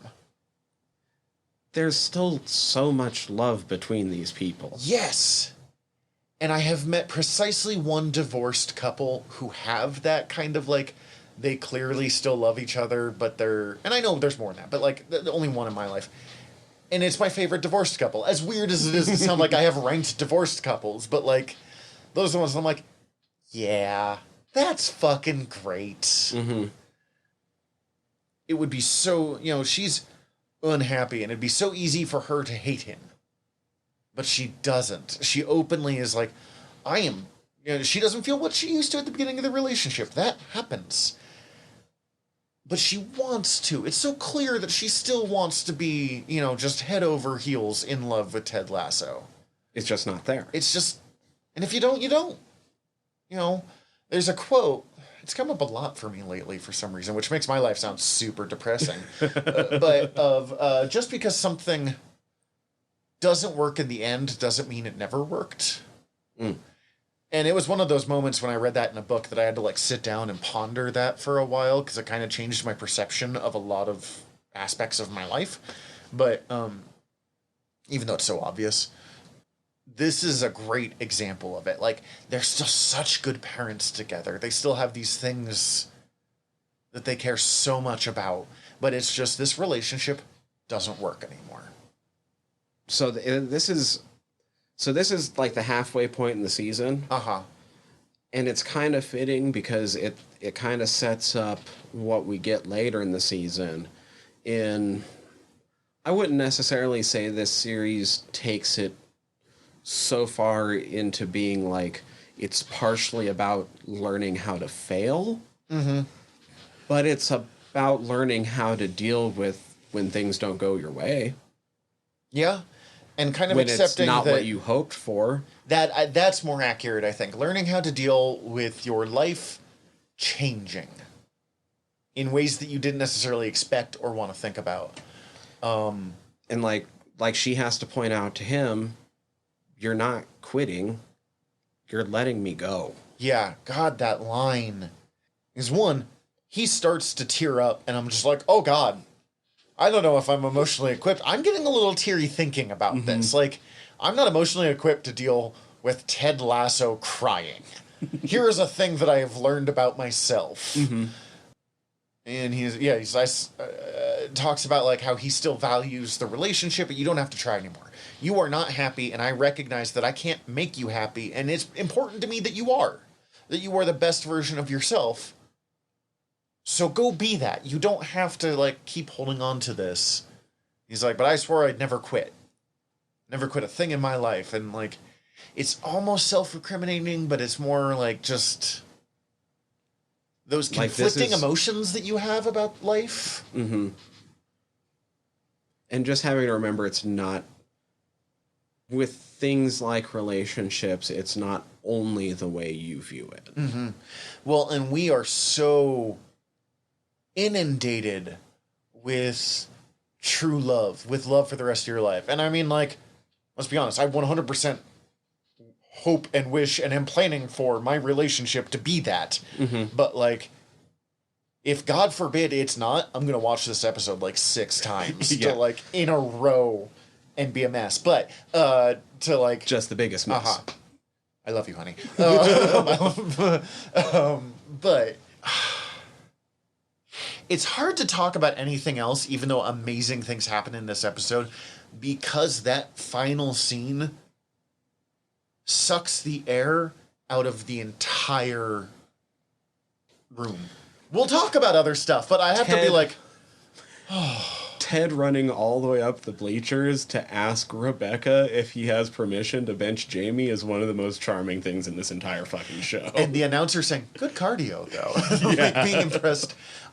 Before that, which is funny because it happens after, the moment where he sits down on a bench just being like, oh my God, and Beard just quietly sits down with him and hands him a drink and never says a word, is another brilliant piece of acting. Of they didn't say a damn thing to each other that entire time, but the like love and devotion that those two have to each other beyond just their job, perfectly succinct there. I'm not going to try to remember it exactly since I didn't write it down, but the great parallels in writing in giving Ted that speech to his team where he manages to understand for himself where his relationship is at. Yeah, it starts with, like, giving encouragement to his team, and it ends with him realizing he needs to divorce his wife. And then having to, and then having to, like, try and save himself there and, like, kind of pulling it off, is... I don't think this is my favorite episode of the series, but I think this might be the most brilliantly written episode. Every moment of it is pitch perfect. We see what an amazing dad Ted is. We see the moment where, like, people start to shift being on his side. Because they finally win a game! And it's so beautiful that it happens in front of his son. Daddy, what's a wanker? And you're like, oh boy! Everyone's been calling him wankers like, you suck, throughout this entire show. And then when he wins a game, they start chanting wanker like, yeah, good job, bud. Same word, isn't it? Sounds different, though, doesn't it? And that's the shift that, like, people are like, oh, I'm like Trent Krim. Like, we still think you're going to fail, but, like... We kind of think everyone's going to fail. You're kind of one of us now. We kind of believe in you now, yeah. Not quite all the way, but, like, that change is being made. Oh, by the way, especially because she comes up more in the very next episode, did you recognize the bartender? I recognize her from Doctor Who. That's what I was... Because she plays one of the Raxacalico... She's a Slitheen. Yes, a Slitheen. I was hoping, I was like... Because the first time watching through this, I was like, she's from Raxacalico. Faunch, I believe, is her specific name. She's actually on all sorts of fucking... I was going to say, I've seen her in a bunch of stuff, but that's the one I know her from. We haven't talked about her at all. She's just this bartender who everyone kind of goes to her bar and background. She has background moments. She doesn't... I don't know. She's kind of the... Like, May if you need to take... name, May. If you need to kind of take the pulse of, like, the fan. She's more willing to believe in Ted, but I think part of that is But just she's also because- willing to give it to him straight about what everyone else is thinking, though, too. And I think part of that is just like he lives like basically above her. She deals with him, but she's not necessarily like a buddy. Any scene she's in is very well, like, it's understated but well done. So we mentioned he pulls Jamie off, but the reason he pulls Jamie off is he's watching the rest of his team be demoralized by Jamie's fucking antics. And selfishness. And selfishness. Like, he's, he wins a goal and he's running around pointing at himself, yelling, "Me! Me!" And he pulls off an amazing kick to make the goal, but they could have made the goal with an extremely safe pass and a wide open shot if he would have just popped it over to Sam. Yeah, if he had thought not me. Are any of these people actually soccer players? Do we know? I've heard from some people that some of the soccer action that is shown on this show is absolute shit. That doesn't terribly. I just don't know. I didn't know if they were getting real soccer players. I have no idea. It's like they act too well to actually be that. But I don't believe many of them. Like I said, I know that fucking Roy is on the writing staff. So he's clearly not. Yeah. And like he's worked on he's written on what's her real name? Donna's show.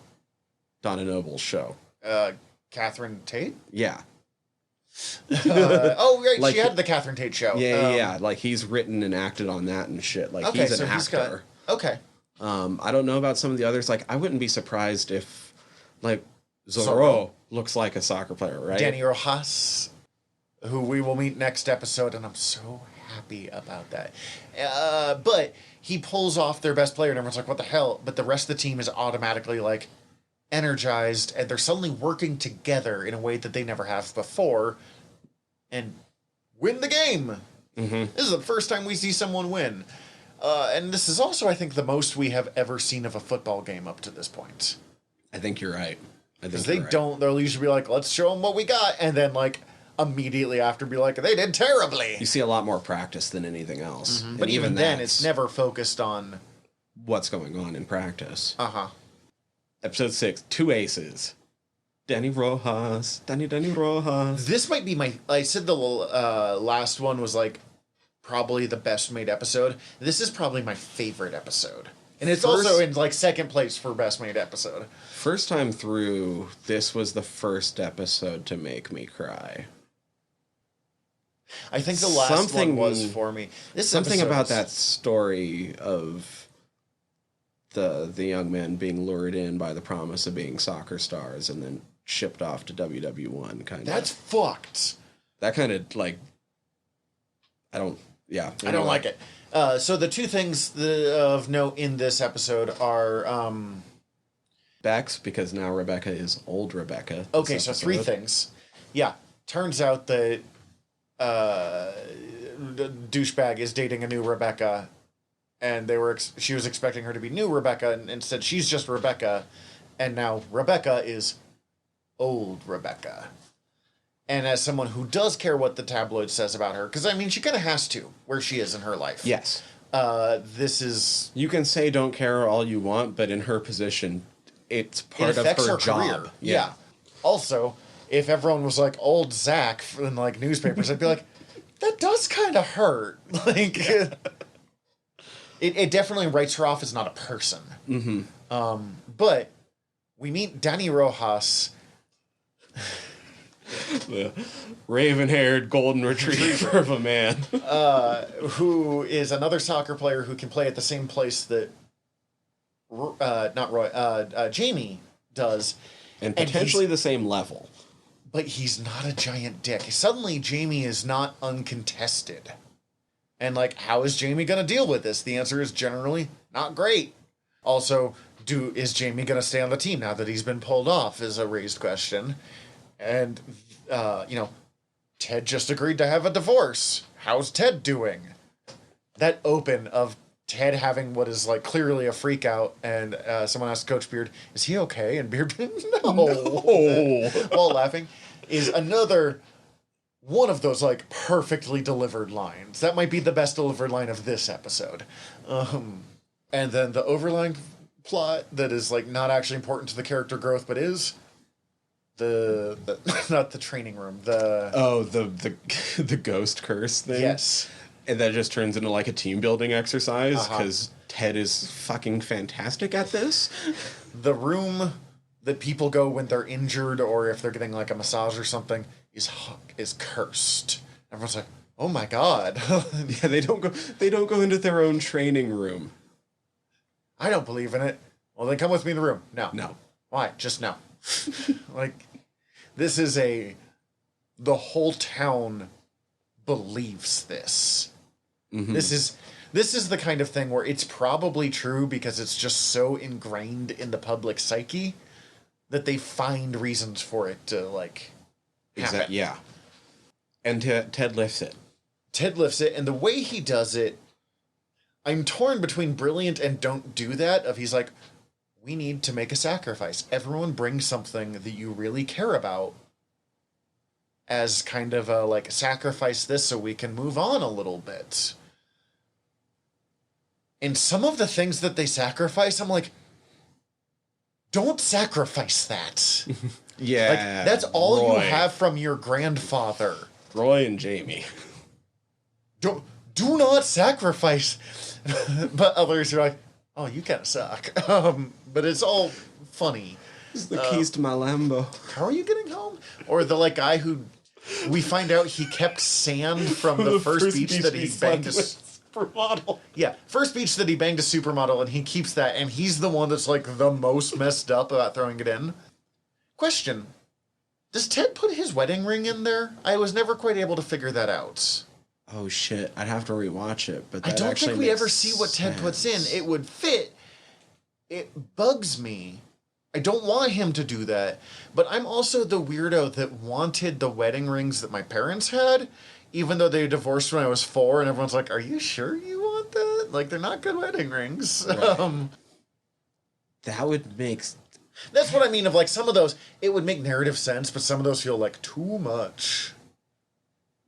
I feel like I have to rewatch the episode, though, because Oh, I could see no. them even making that just a super small detail, like... They never have the moment where we see what he throws in there. Right. I keep thinking, because we see him put it in a little box. Mm-hmm. And I keep thinking every time he pulls out the box of matches that it's that box at first. The brilliant bit of acting here, I think, Is Jamie? is Jamie. Because Jamie is still, he's pouting at first. This is where we have that, this is practice line that we were talking about earlier. At first, Jamie's being a dick, and he gets called out on his stuff. And Keeley calls him out on his stuff, being like, you know, I like you. You're hot. But you suck. And you need to, like, you need to stop treating everyone else as an obstacle. You need to stop, like, you know, if someone's trying to help you, you need to stop challenging them. And I don't think Jamie would have been fixed, even if he had stayed after this. But this is the most human moment, and this is the moment where Jamie stops being a villain, in the same way that Rebecca did a few episodes before. Yeah. We find out that his... Well, this, like I said, nobody other than Anthony Head, so far nobody in this is a bad guy. They're hurt and lashing out because of it. But it keeps being set up as like, this person's going to be the villain? Nah. And so you find out Jamie's hurt. And the fact that he has a super shitty dad. He has a crazy abusive father, and he got real tough to deal with that. And he basically has everything he has because of this game, so... And it's all about how good I am, and I have to be the best, especially because I'll get abused if I'm not. Like, damn, that's a lot. Damn, it's hard to look at Jamie the same way after he says that, even if he kind of regresses in future episodes for a while. Which also feels realistic, since he's not around them anymore. And because he's not told the truth of what happens with his situation. And this is where Higgins becomes much more of a person. This is where Higgins kind of shifts allegiances. Yeah, I mean, it's definitely been happening up to this point, but it's the point where, like, Rebecca knows for sure. Like, you're on Ted's side. You're still doing what I say, but... Because, like, he's already been having lunches and stuff with Ted at this point, but... Next episode is... no, at the very end of this episode, there's still the moment we find out that Jamie's taken off the team permanently. Yeah, he was already on loan from Man City, so they recalled their contract since it seemed that AFC Richmond wasn't going to use them. And we find out that Rebecca set that up. Which also, like, I don't understand soccer in the least. Like, don't they play each other? Why would you loan somebody to another team you Money. play? I know, but like that, I'm as clueless as Ted in this case. It's like, why do you allow ties? Anyway. They want to rescind his loan. They're going to take his house? Yeah. Okay, but next episode, they go to Liverpool. For the game against Everton. Ted has to deal with his divorce papers. And this episode is mostly just about... If you want to... if you're a really shitty person and you really want to try to demonize someone, the amount that those papers are being pushed on Ted is a little grating, but you also do not know how much time has passed at this point. Mm-hmm. And we also understand that this poor woman has been trying to, like... This poor woman, being Ted's now ex-wife, has been trying to, like, make this work, and now that they've acknowledged that it doesn't going to work, she wants to get to the next point of her life. Yes. And she's still pretty, like...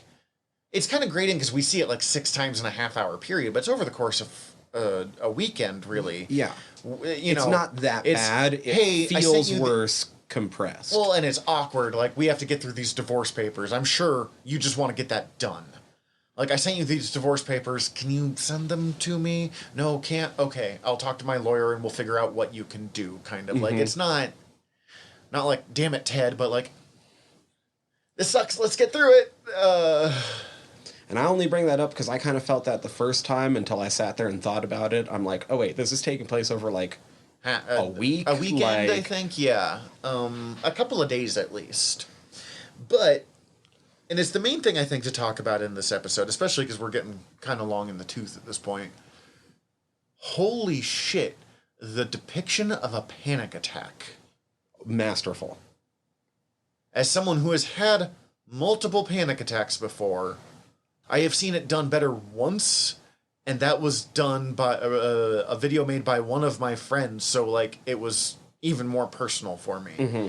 The depiction of it, the way that it sets in, the thing that triggers it, because he's doing okay, even though he's clearly having a hard time throughout the whole time, up until the song Let It Go starts being sung, and that's just like the trigger moment, the over-the-top moment of like, you need to just...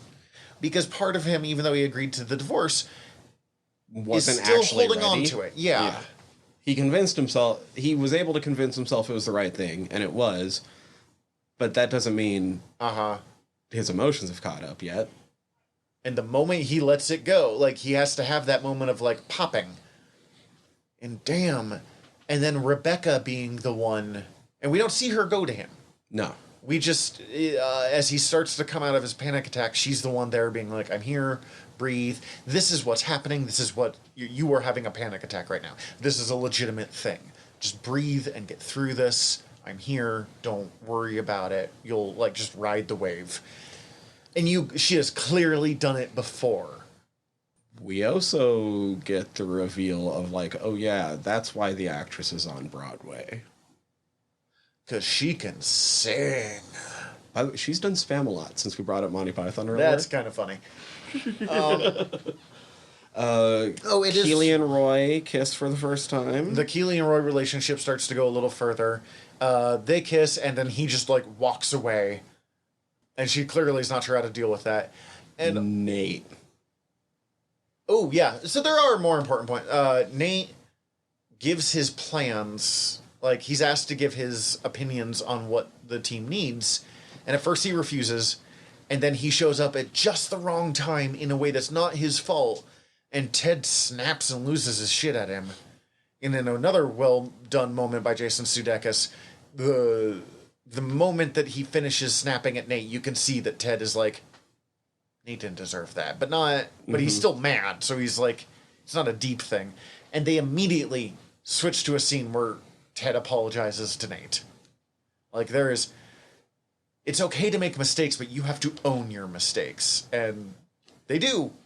And then Nate gets to roast the team. Oh my God, it's so funny. Like, these are things that the team needs to hear. And Nate's confidence is building, and he's been starting to bond with the team, and everyone's like, you got this. And he immediately just, like, slashes and burns all of them. And it's so... And we learn that Nate is so good at burns. He's so funny. Oh my god. But it's all, again, not like just, you're a piece of shit, but like, you're doing this, and I'm gonna fucking rip you for it. But it's stuff that, like, if you listen to me, you will grow. Mm-hmm. And then the other one is we meet Rebecca's friend from childhood. Flo. And for the most part, I found Flo to be a little much, but that's okay. She's also purposely being a little much because she knows that this is a difficult weekend for Rebecca. But she has, the two moments of it is she has a great little moment of Rebecca tries to blame everything on Anthony Head, whose character's name I'm just kind of refusing to learn. It doesn't matter. Don't want to know it. But she's like, no, he's a terrible person, but you took every step. You made every choice to go along with him. Like, you have to own... I'm not even necessarily mad at you, but you have to own your own culpability in the toxic behaviors you've developed. The people you've hurt, I think, is more accurate. Mm-hmm. And then Flo sleeps with Ted immediately after...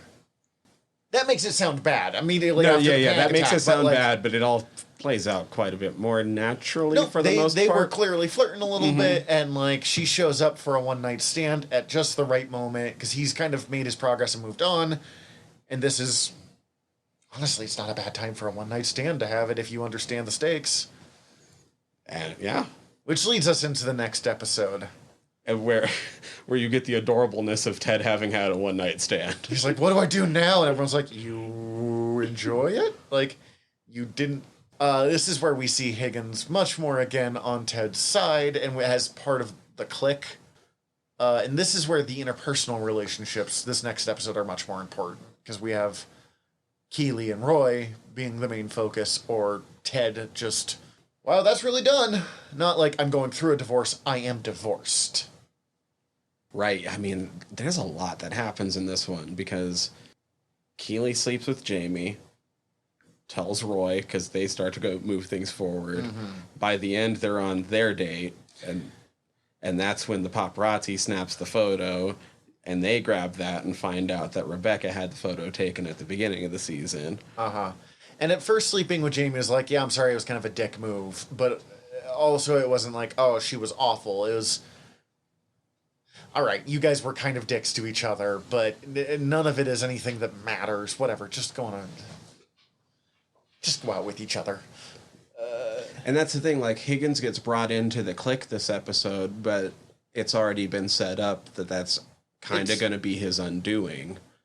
I mean, he's a lovable part and back in the by the end of the season, but like, he's fully on Lasso's team, but he is still technically working for Rebecca's scheme, which doesn't come up too much this episode. Not till the very end when suddenly it's confronted because he can't take it anymore because he is Team Lasso now. Really?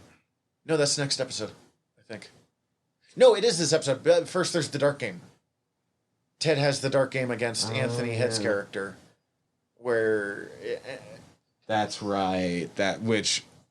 Oh my God. That's one of my favorite parts of it's this It's season. The only time that Anthony Head is ever really called on his shit, and he doesn't learn anything from it. But, like, But he gets taught the lesson, and we all get taught the lesson. He's beaten, which he wasn't in the previous episode he was in. Like, they realized who he was, but he still went home with his now fiancée, and, like, he tries to come in playing power plays, and Ted just blocks him. This episode sort of solidified for me one of my feelings on this entire series, and it's that, like, you know, cartoons that are aimed from like the 5 to 8 age range, like every episode has a lesson. Yeah. Ted Lasso is that for adults. Yep. Everyone has a very special episode moment, but and this is maybe the most on the nose, but it creates one of the best speeches in the entire series. Be curious, not judgmental. Mm-hmm. And kind of stand up for what you believe in. And it's the moment where Rebecca finally gets called out on her shit. Because, like, Ted saves her here. Ted saves her in a way that, at the point, and not that she can't stand up for herself, but where she is in her damage, she would not have been able to do. And she might, just from her position, she might not have been able to get that same result. Mm-hmm. Maybe something different and comparable, but... I think season 2, she's going to get a real moment on Anthony Head. But... And she comes in, and you're like, yeah, he defended Rebecca. And then she immediately starts doing her shitty plan of destroying the team again. And she doesn't seem to have connected. Like, Ted is straight up her friend at this point. She likes Ted. Ted has helped her out. But she's still wrecking Ted in the process of doing this, of her plan. She's hurting other people in her plan to hurt fucking Rupert, or whatever his name is. I finally remembered. And Higgins calls it, what's the line? You can't keep hurting other people to hurt Rupert or something like that. Yeah, like, I can't exactly remember what it is. And what I like there is she gets to call him out just as much of like, do you really get to throw stones? You... Like, how many times did you... hurt me? Like, help hurt me, even if you weren't, like, actively, maliciously doing it. But the difference is, because, again, acceptance of your own flaws matters, being a big ongoing mission of this show, Higgins cops to it. But he's like, but that doesn't forget, you're right, I should have been braver, but that doesn't forgive... And that doesn't mean you get to keep... Uh-huh. Incurring some sort of retribution on me. Because now it's just continuous. Yeah, and it humanizes some of the behavior she was doing to him in earlier episodes where I was like, Jesus Christ, that's shitty. But also, that doesn't make it okay. Mm-hmm. You hurt me doesn't mean I get to hurt you back, necessarily. It's almost to a point where he's like even saying, like, even though it's wrong, even up to a certain point, I at least understand because I'm human. But we're past that. There's 2 quotes from Doctor Who that I've kind of mashed together, but I'll give both of them, that I kind of try to live my life by. It's never be cruel, never be cowardly, and when you do, always make amends. And always try to be nice, never fail to be kind. Those are like my 2 lessons that I really want to live by and to teach people. And I don't always succeed, that happens. But those are basically the 2 lessons that Ted Lasso teaches as a show. All apologies. Is this the final? No, this is the second to last episode. Yeah, this is Roy's old. Oh, this episode's tough. This is Roy's old, and this is Rebecca actually... copping to her shit. Which, damn, that was a good done. Well, so this is one of the ones that I loved. I love this episode more and more upon rewatch, especially as you see the change in Rebecca through the episode. Mm-hmm. And there's a chance she's still not going to tell Ted up until... She's avoiding it because it's awkward. She doesn't want to take responsibility. Up until she has the face-to-face with Anthony Head. Mm-hmm. It's from the line from the auction, whatever, something, it's not responsibility matters, but... accountability. Accountability matters, being the big message of the show, but this is the moment where that connects with her.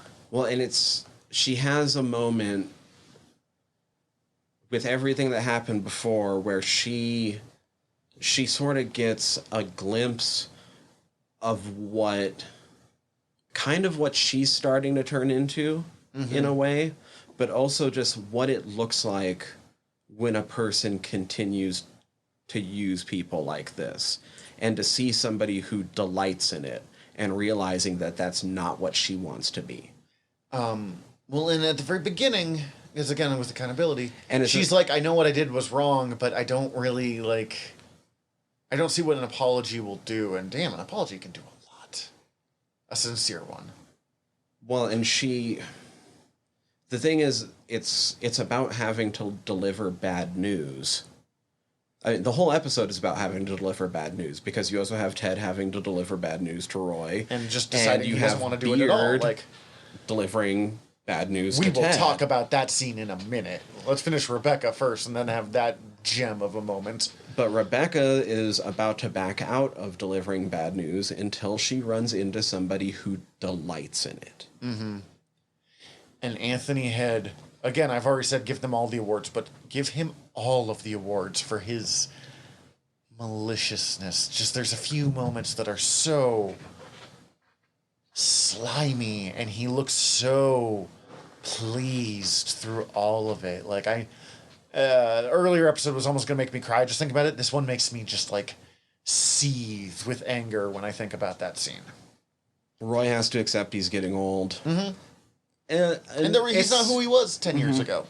And there's some good emotional beats, but it's compared to the other bits, it's the least emotionally engaging for me. No, it is. It's awesome. It's well done. We get another good little scene with Phoebe that's very cute. But it's more the feel-good part of this episode. Yes, it's because of that moment with Phoebe. It's the let's give us a breath while everyone else is like, bam. Mm-hmm. And because he was kind of getting partway there by this point in the season anyway. Also, it's the episode where he joins Team Ted. Yeah. Like, really joins Team Ted, even though he's pissed about it. This is why it's so hard to love you. That's next episode. But this is they have their, like, heart-to-heart moment. What I love about this episode is every one of those things we talked about has a funny line delivered in the middle of these, like, heart-wrenching scenes. Mm-hmm. Okay, so Beard and Ted. Beard has been quiet and supporting Ted every moment of this show. And this is the first time because Beard's the one that goes, we can't keep Roy on the front. He can't be our starter anymore. He just can't play at the level that we need. We will lose if we do. And Ted, who doesn't care about wins and losses, is first like, no, I care more about, like... And it's not even he cares more about what's best for Roy, because that's not what's best for Roy, to keep living in the past like that. He just cares so much about keeping Roy from having that painful moment. Mm-hmm. And at first, Beard is just, like, quiet and not talking to him, and it's funny. It's Beard being angry at Ted is treated as a joke until it's not. And we get one of the best moments in this entire season. Because it's a little bit of realness. Like, as Beard pointed out, all these other times they've been coaching, they've been dealing with college kids, amateurs, kids that are still growing. Now they're at the pro level, and part of playing a game is to try to win the game. And that's what a lot of them are like. Can I relate this to Belagarth for a moment here? My foam fighting LARPy Wappy Bats game. So I went through the knighthood trials. I earned the title Sir. I hate using it, but I earned it. And one thing I dealt with was I shouldn't want this title. Should just be stuff that I should just be doing. And I had to be taught, it is okay to want things. It's okay to want to win.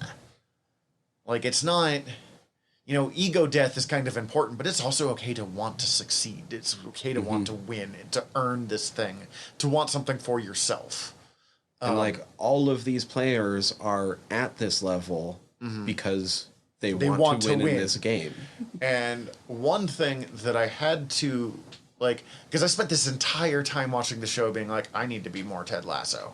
I need to, like, but I need to fucking coach Beard, too. Because I am really good at because I have squires now, I have students, at the, like, let's talk about your emotional health. I am more concerned about you growing as a person than I am about you being the best fighter on the field, which is still 100% I do, especially for our fucking Wappy Bass game. But it's okay to want to win, too. It's okay to not just want to, like, grow as a person. I want them to be good at this game in the same way that I want to be good at this game, and I need to remember that. So I want my coach Beard. And I think it's especially important that that conversation happens where it does. At the bar that is the center for their fans. Because no matter what you feel about the parasocial relationship between fans of a team and, like, professional sports and all that stuff, they've been in there all season, and they know how much this game means, not even to just the players, but to the people in the community around them. there's only one other place you could have done this scene and had the emotional impact you need for it, because you need the people around them to be affected and to be on Coach Beard's side. And the only other place could have been the locker room. But one, that would have been remarkably inappropriate to do there. And two, everyone's so emotionally connected at this point that it would have been so messy. So having people that they're not, like, that they don't love but are important and invested in what's going on, be like, no, he's right, drives that home in a way that I don't think anywhere else could have. If they'd done this in Ted's house, whatever, it wouldn't have landed. It's just a personal disagreement. And then ending it with the amazing joke of, like, his now ex-girlfriend, chess girlfriend, being like, that was the hottest thing I've ever seen. Let's go home right now. Beard just being like, checkmate. She's been fucking with you. Because she's been playing in the background, Yeah. playing chess with someone else. Checkmate. Mate. Again, it's one thing Bill Lawrence is so good at, of let's have this super heavy moment, but let's make you laugh at the end of it so you don't wallow in it for the rest of stuff. And that brings us to the finale. Okay. And actually, we always for the do finale, such long episodes with it's okay. It was always going to be. I'm going to say for the finale, hey, Danny, get your ass in here. Hi, Danny, by the way. Danny from Fried Squirms is in the other room because you guys are recording in a moment. He sounded very comfortable on that couch based off the getting up noises. You've watched all this. Talk about the last episode of Ted Lasso with us. Okay. You're one of the success stories who I told to fucking people to watch it. You might know this because you play soccer. Yeah. How terrible are they at soccer? Not that bad, to be honest. Okay. Okay. We were curious and we just don't know. Well, we are not the... considering that the league that they play in is called Top Flight English Premier League, that's like the very, very, very top of the tops in England. So they can't be that bad if they're in there. But, like, what of the stuff that's actually shown on screen, like, Right. how are they? It's pretty basic. Pretty basic? Yeah, it's nothing too spectacular. Danny's kick looks super great, but that's just... I would die if I threw myself in the air like that, so that's more just me being kind of a heavyset dude. All right. Season finale, first season of Ted Lasso. What did you think, Danny? I We've been loved it, talking man. about it. I don't know how far you guys have got into it or talked about it, but We've been going episode by episode, so, Oh, shit. like, he watched it 4 times this week. And I Okay. had never seen it before Gotcha. the last... I like how it wraps back around on a lot of things. Well, one thing in particular with the sparkling water. Oh, yeah. That's one of my favorite moments. If you can end a season with one of the jokes you did in, like, one of the first jokes you did in a season, even if it's not important, it hits. feels very full circle continuity. Yeah. I was like, wow, this is just well written, well acted. You bring Jamie back, which we haven't had him for several Right. episodes, and we see how much he's regressed back to, like, yeah, I'm a number 1 fucking star. At first, sort of. Sort of. My favorite callback is actually the Ussy kid. Oh, I hate that kid so much. It's okay, you're supposed to. Like, he's supposed to be kind of contemptible. Like, And I love him because, like, yeah, you're right. Jamie had regressed, but, like, do you think Jamie would have made the extra pass if the Ussy kid wouldn't have shown him that video of Ted still saying nice things about him? Solid point. and then, I mean, well, no, because he wouldn't have gone to talk to Keeley, and he wouldn't have had, like, his progression through this episode. I do think Ted just genuinely being like, way to go, Jay. It's good to see you, buddy. Play well. Good luck. And him being like, I don't know what's happening. Like, I think you're fucking with me is probably my favorite, like, through-line joke that's not a joke through this episode. Yeah. It's the hope that kills you. This is the most football episode of the entire series. Like, because we talked about before, the game is not that important throughout the entire show. It's important in this episode. I think the biggest disappointment I had in this entire series is in this episode because we don't get to see every single one of those fucking trick plays. Oh, right. Yeah. And this is the moment where he connects with, like, okay, here's what I can teach you on the field. Like, here's Because before it's been like, I can help you guys grow as people, but I don't know how to, like, help you grow as soccer players necessarily. Okay, once again, Danny, you know soccer. Yeah.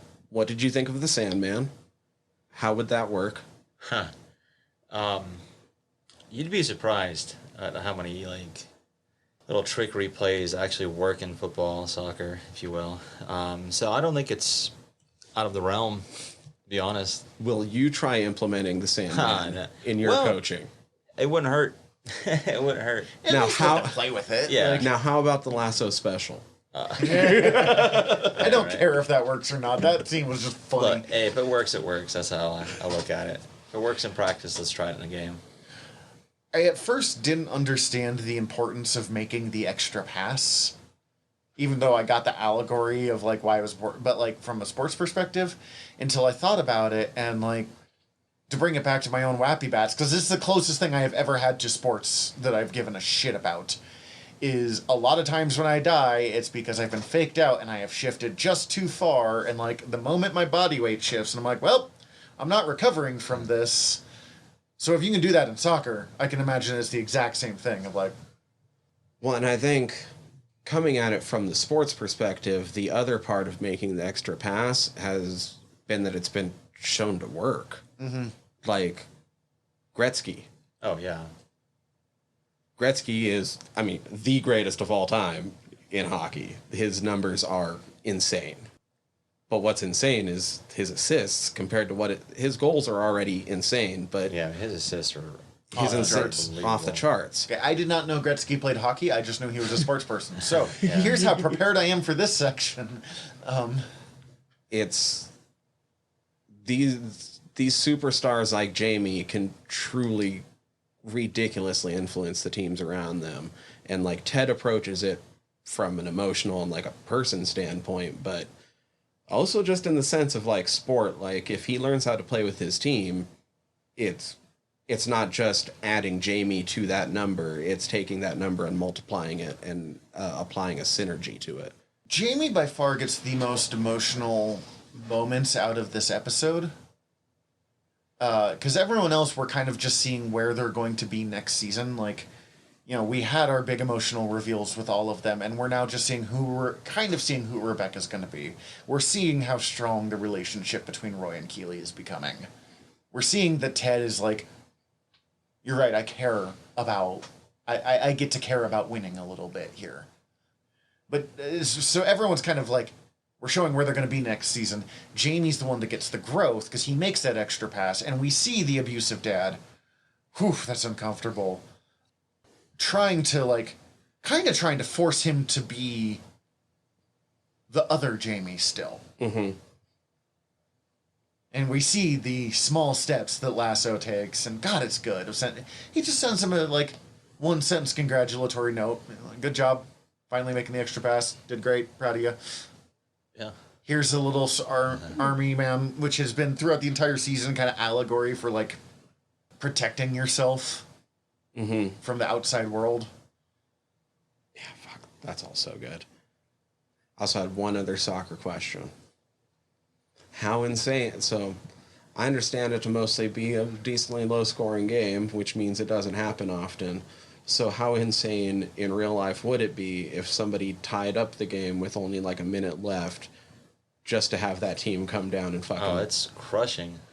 It's like, crushing. does that seems like fucking almost never happens type shit. Yeah, I can give you a perfect example of something that happened similar, where it was a tie game.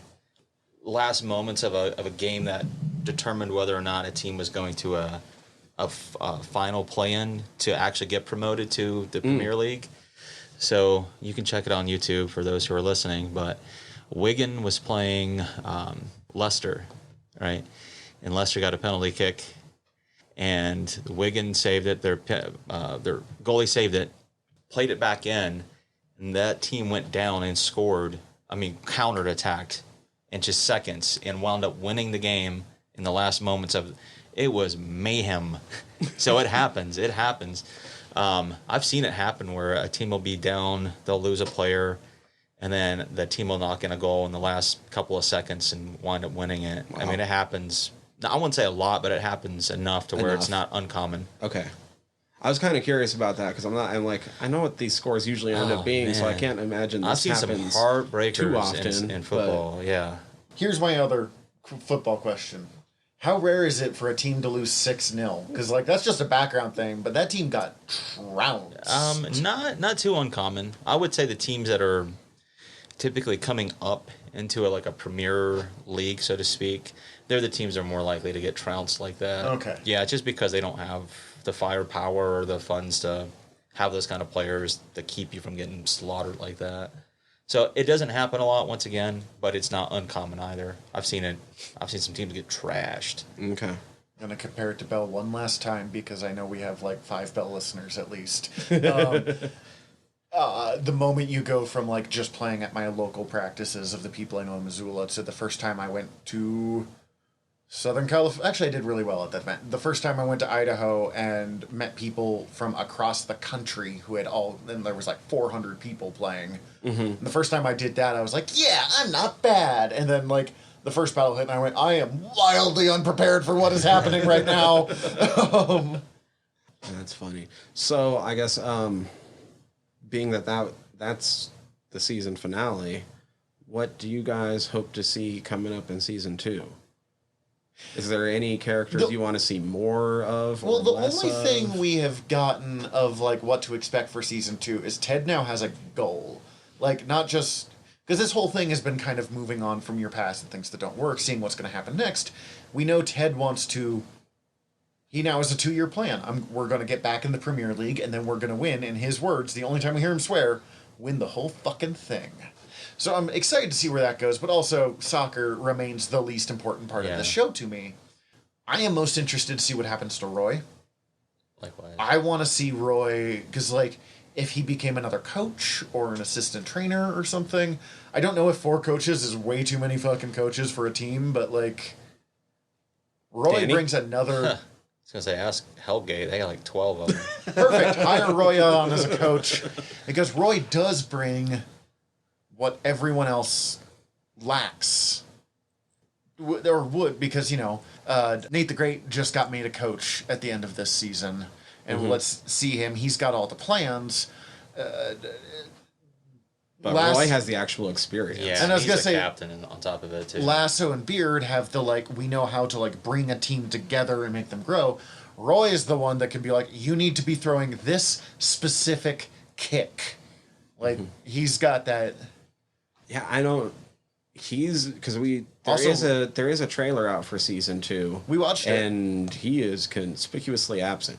No, from almost. We see him, and we see he has like a tenth as much as the other characters we see in that trailer. Though there is a second trailer that we didn't watch where he does have. I mean, it's just a joke. He doesn't get where he's going in life kind of line, but he does get a dedicated speaking line.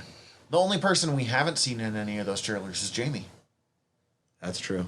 And Jamie's now in a different league from the rest of them because they're in Championship League and he's in Premier. Yeah. We might not see Jamie this season. You won't. Not unless they play in a tournament game. Oh yeah, at least that. Which they'll do, but. I mean, we could still see Jamie on some of the. Oh yeah, more like stuff, a character development kind of. But we could also easily see him. Even side plots where we're just following Jamie. We could, or we could. They could skip him entirely, and when they're back in Premier League, suddenly he's back in their world. It's gonna be one extreme or the other, and I don't know which one it is. Yeah. Yeah, I need to rewatch because unless you guys know for sure, I can't remember if he was loaned to that team. He was loaned to Richmond from Man City. Okay, so what that means is that Man City owns the rights to him. So unless they can buy him from Man City, which is not going to happen. Now with the kind of capital they have, I don't see it happening. There's a chance that he can come back around. There's no way he would agree to go down to Championship League. No. I'm curious if Zorro having a breakout game in that finale means that he's getting set up to be a bigger character in the next season. I want to see Sam be much bigger. Yeah. And I want to see Zorro kind of step up to the Sam level of, starting to get speaking lines in every... I'm also super curious about the Welsh kid. You know what? Let's just put it this way. I want the characters I want to see the most from is the soccer players, just because they have the most room for character development and growth. We saw who they were, but like everyone else, we saw them become who they're going to be. Most of the soccer players haven't hit that yet. And they all now have to deal with having just been relegated. Yeah, well, this is a big deal. They've got some kind of meaty like stuff they can go with, especially since we don't have the divorce. I mean, I'm sure there'll still be Ted's relationship filling up a lot of room, but like, hey, I got divorced takes up a huge part of season 1. Yeah. Do you think Flo comes back? I feel like she has to. If not this season, the next. I've heard that the plan is for this to be a 3-season show. Yeah. So there's no way we don't see Flo again. How much we see Flo again is up in the air. I'm not certain, but I could see a romance developing between Rebecca and Ted. Yeah, I'm not saying they should or shouldn't. I'm saying I could see how it could get set up. I feel like they've set that up in the perfect way where they could go with it and it would make sense. Or they could not and it would still make sense. Perfect sense, yeah. But if they don't, I kind of liked Flo. I think it'd be kind of cute if her and Ted ended up together. I need more Flo before I decide whether I want them to end up one way. I know it's a weird sentence. To decide more Flo. One way or the other, because as I said, she's real strong. Like, she comes on real strong in that episode. But again, she's kind of playing a role for her friend who's hurting that episode. So, like, I need to see her be vulnerable before I really know what I think of the idea of, like, a real romance between her and Ted. Or at least a long term. I want more Rebecca singing. Oh, yeah. That'd be cool. Honestly, I want this damn show to be like a 25-episode season like most American sitcoms, because I just want so much more.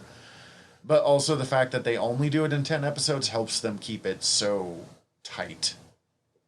And it seems like we're going to getting, from the trailer, like we're going to be getting more Danny Rojas, but like, I'm curious what to do with Danny. It also looked like Danny was not playing well.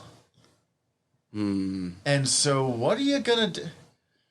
Danny, the beautiful gold, what is it? Raven-haired golden retriever. Yes. Whose entire thing is like he's an ace. He's great at football, even if his defense is bad. If he starts playing bad, does Danny know how to deal with that? So I think that would be like, if you're gonna take Danny anywhere, Danny failing would be an interesting kind of approach, especially since this show very much seems willing to let people fail. Yeah, I don't know. Or lose. Not fail, lose. Because they have that, like, you didn't win, but you did succeed, which I thought was important, like an important lesson in this show. I don't know, 23rd needs to get here so we can get that new season started. Well, we've talked for about 2.5 weeks at this point, so it might be. Yeah, that's true. Recommendations before we go anywhere. Yeah. Unless you had any... I'm sorry, do either of you have any last thoughts on this other than watch it? Yeah, Please. I'd say that. Well, knowing what I do know about football and how English football works is usually with relegation, I've already talked, there's a huge financial loss. So it's going to be interesting to see how they, incorporate that into it with Rebecca being the owner and whether her heart's in it, which I think she probably will be. But it sure looked like it. Yeah. Mm-hmm. And then on top of that, you have to rely on your captains like, Roy and people like that. And also youth. That's where like youth development really comes into play. So you might get an influx of some younger guys coming in throughout the season. So it'll be interesting to see how they do that. Hell yeah. I don't have anything else. All right, watch it, please. I'm begging you, literally begging you. Recommendations. Yeah, I have a weird one because in the season finale, Ted invokes the miracle speech. Do you believe in miracles? So I didn't even know that was from a thing. I'm gonna recommend the ESPN 30 for 30 documentary of miracles and men, which I found to be an amazing story and way more engrossing than I ever thought it would be, because I haven't been into, like, I haven't given a shit about hockey since I was in, like, first grade. Miracle on Ice. And of Miracles of Men and Men tells the story of the Miracle on Ice of the U.S. Olympic hockey team beating the Russian Olympic hockey team from the Russian perspective. Oh, man. Yeah, that's a huge... I've seen that. It's really good. It's really good. It ends up getting into the story of, like, pulling the first players across the Iron Curtain. Yeah. Yeah, that's some heavy shit right there. Now I care. Sorry, that sounds mean. Like, but, like... It goes for... It's this weird thing, because it's one of the greatest upsets in the whole history of sports, and so you hear it from the losing side, and how it was kind of just a weird off day for them, and, like, they didn't care, because they literally won everything else. Yeah. They were so decorated at that point. All right, well, that sucked, but it's fine. I don't know. I found it to be way more interesting and engrossing than I ever thought it would be. It turns into a fantastic, crazy story when they're first bringing some of those players over. 30 for 30 of Miracles and Men. Mine is actually the only other thing I've been ingesting the last, because my favorite technique of I don't know what to recommend, what else have I been watching? CC and I are catching up on Star Wars The Bad Batch. Oh, cool. And it's just sick. It's so cool. It is not as deep as some of the other Star Wars, but it's also the first season, so, like, Clone Wars and Rebels both get pretty heavy at points, but it takes a while to build to that. Mm-hmm. And I see where they can. And because they're on Disney Plus, and these animators have been doing this job for years at this point, it is gorgeous. It's still in the very same style as, like, Clone Wars and Rebels, which I know works for some and works for doesn't for others. But, like, it is some luscious animation. It is just so, like, smooth and detailed, and some of the subtlety of expression that they were not able to pull off when they were working on a Disney Channel budget. Like, oh yeah. At some point I'll actually get caught up on Clone Wars so that I can start it on Bad Batch. And Rebels. There's so much. I'm getting there. You guys can't see it, but I'm giving him the eyes right now. I have to break away from watching Ted Lasso for the 30th time first. Well, bright side. Next week, we're watching some Jodie Whittaker Doctor Who, finally. That's right. First 3 episodes? First 3 episodes. It kind of takes 3 episodes for the, like, new TARDIS team to really form, so that seems like the way to go for it. That sounds good to me. I'm positive I've seen those ones before, but I don't remember them that well, so I am super excited to get to watch them again. And I think I've only seen them once, which, you know... The other episodes we've done are episodes that I have watched like 100 times, so that's pretty exciting to go. Yeah, that'll be fun. But that's next time. Mm-hmm. For this time, I'm Tyler. I'm Zach. Dismissed! And thank you, Danny. Hi, everybody. General Tyler here. If you like the show, please hit subscribe however you're listening to us right now. Also, if you could rate and review us however you're listening to us right now, or preferably over at Apple Podcasts, we would super appreciate it, as the whole world is ran on algorithms, and we want to be all up in them, getting our voice out to more places. Also, tell your friends. We always appreciate that. If you want to get in contact with us, ask us questions, give us comments, email us, generalnerderypod@gmail.com. You can also contact us through our website, www.generalnerdcast.com. While you're there, check out all of our back catalog, or click the links up at the top, as we are part of the Earworm Podcast Network. Go check out all of our sister shows. We're involved with most of them, so if you already like listening to us talk, it might be in your best interest. And if you want to check out everything from the network, head over to earworm.com, EARVVYRM.com. We'd super appreciate it. Love you all. Have a good one.